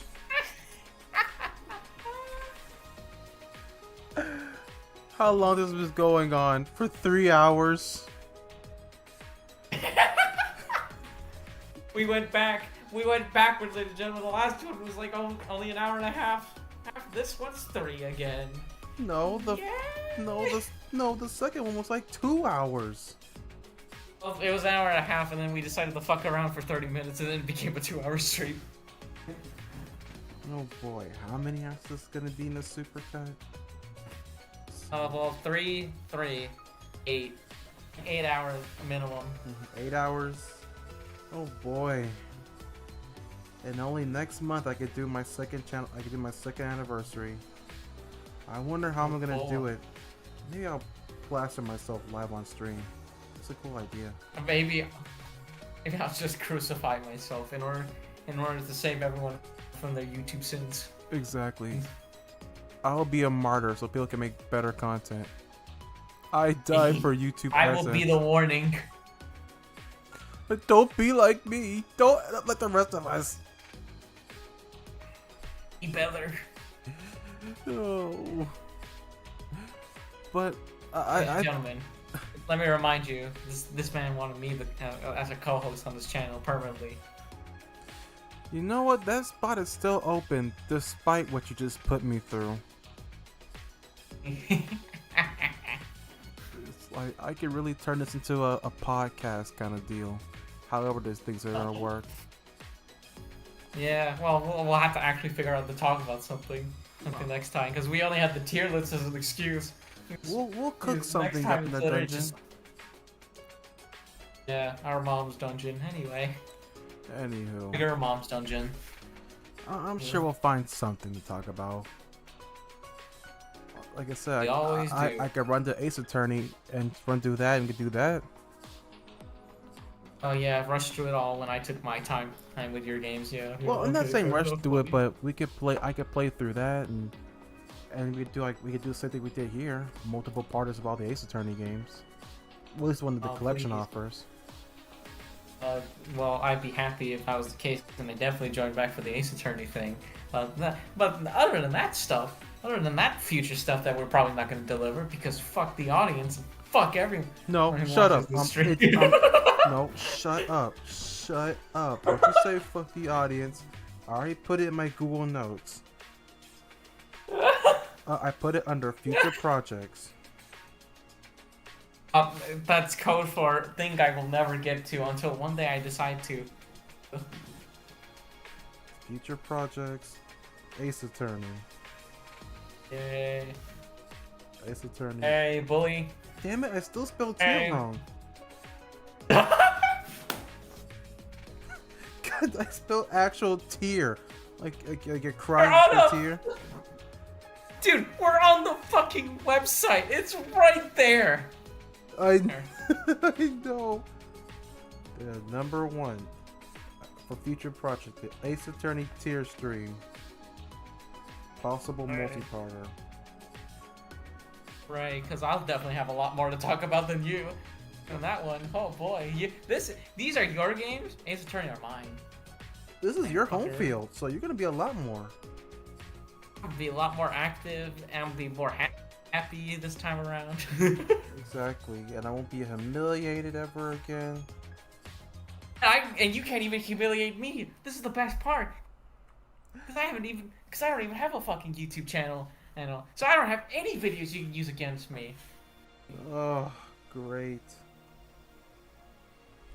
Oh yeah, you know what? I'm just never gonna upload until that Ace Attorney video comes out. Until that Ace Attorney live stream is finished with all 3 parts, and then I can finally upload. I'll be free.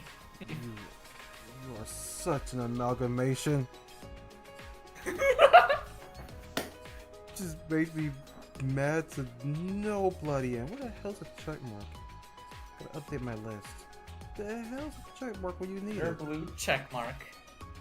Not Twitter blue.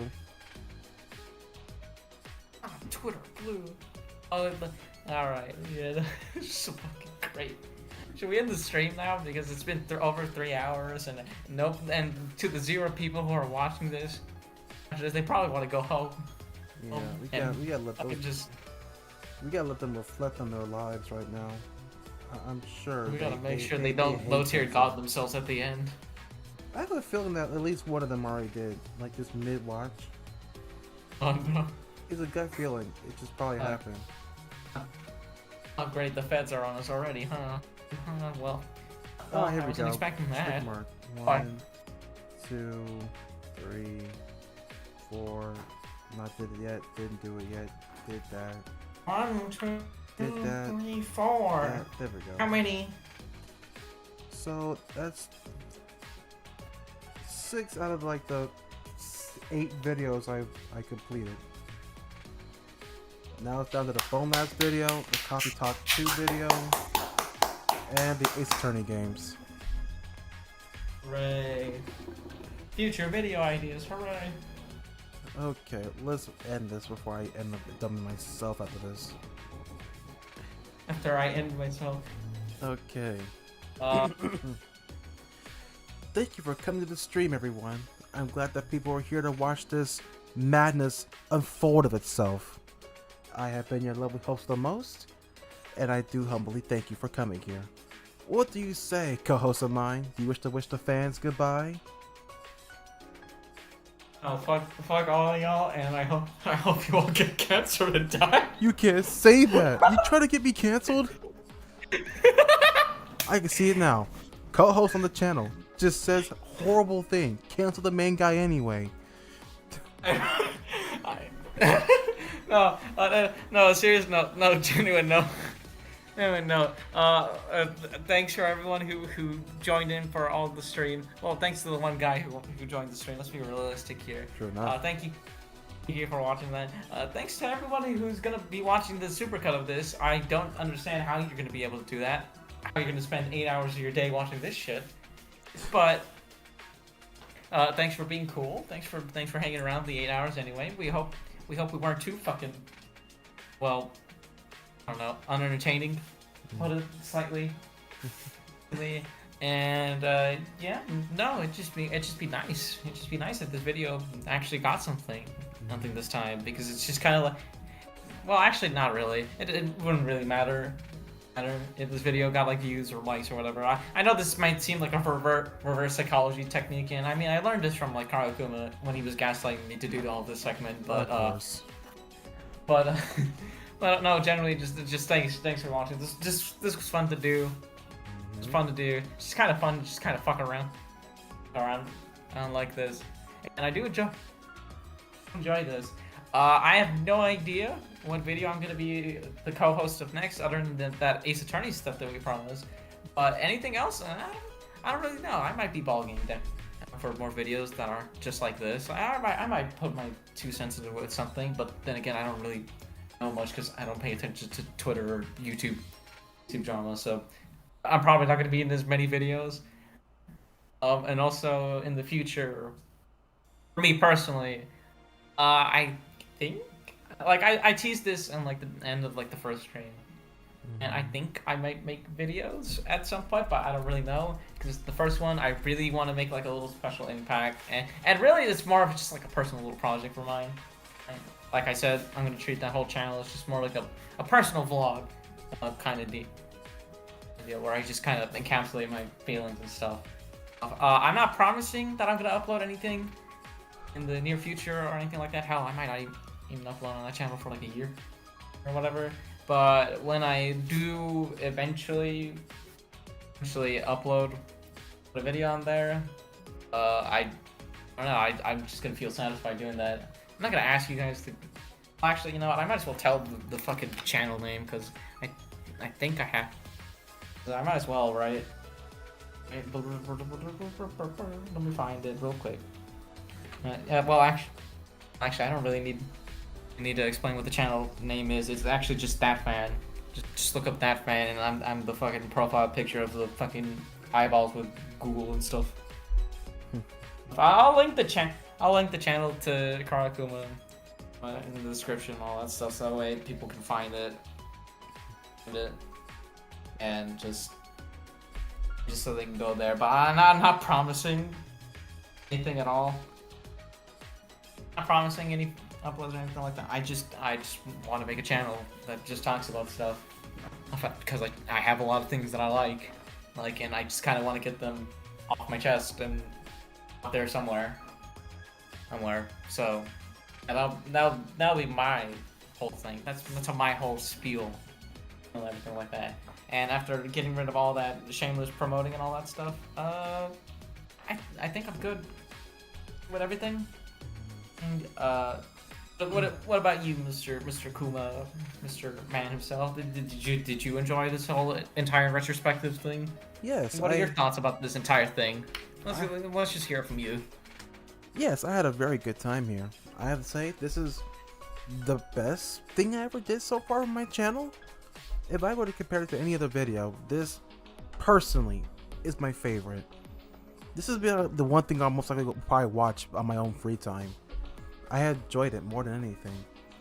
I'm glad that you're here, giving me commentary and helping me with the video and the live stream, everyone watching, because you really are a good person to, back and forth my thoughts with, so I'm no longer trapped in an echo chamber.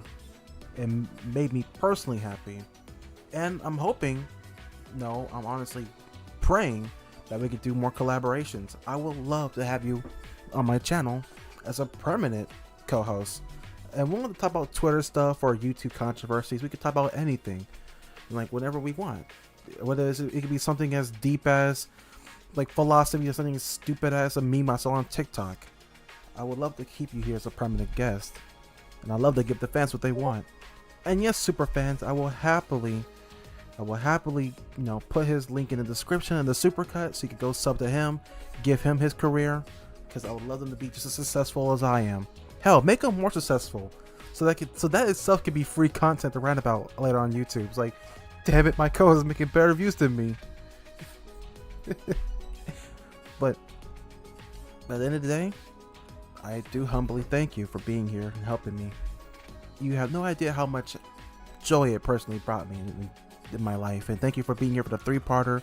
Thank you here for enduring 8 hours of just complete mayhem, courtesy of Moa. And I hope to have you here as much as possible going forward. If you can, you can. You can't, you can't. It'll be it is what it is. So super fans, be on the lookout for someone coming soon to your platform near you. And like I said, I'll link in the description down in the supercut. Give him all the love and attention you have given me. And when he uploads, you better eat that shit up like it's like the pot of gold. I'll be watching and I'll be waiting. But to end this video, thank you all for coming once again. I humbly thank you all for your time and patience. Until the next video, which is gonna be hopefully soon, I have graciously bid you adieu. That, you wish to wave bye to the audience. Alright, bye. Have a good day. Have a good weekend. just have a good month. Just have a good. We're halfway through the year, here, folks. Let's just enjoy. Let's just enjoy it. All right. Yeah. Let's just have fun. Find some nice stuff to do. I don't know. Hang out with a relative. All that stuff. All that good stuff. Well spoken, my friend. See you guys in the 1-year channel anniversary. Well, technically the 2-year channel anniversary. So stay tuned. Might join that one too. Hooray! Who knows? Who knows? I think I probably live streaming the game that. Fuck around live stream Ultra Despair Girls to establish dominance. Oh God. I might have to live stream it. You just talk about the channel. I'll focus on the gameplay. Who knows? Well, who knows? We'll think about that. We'll plan it all soon. We swear. So then, farewell.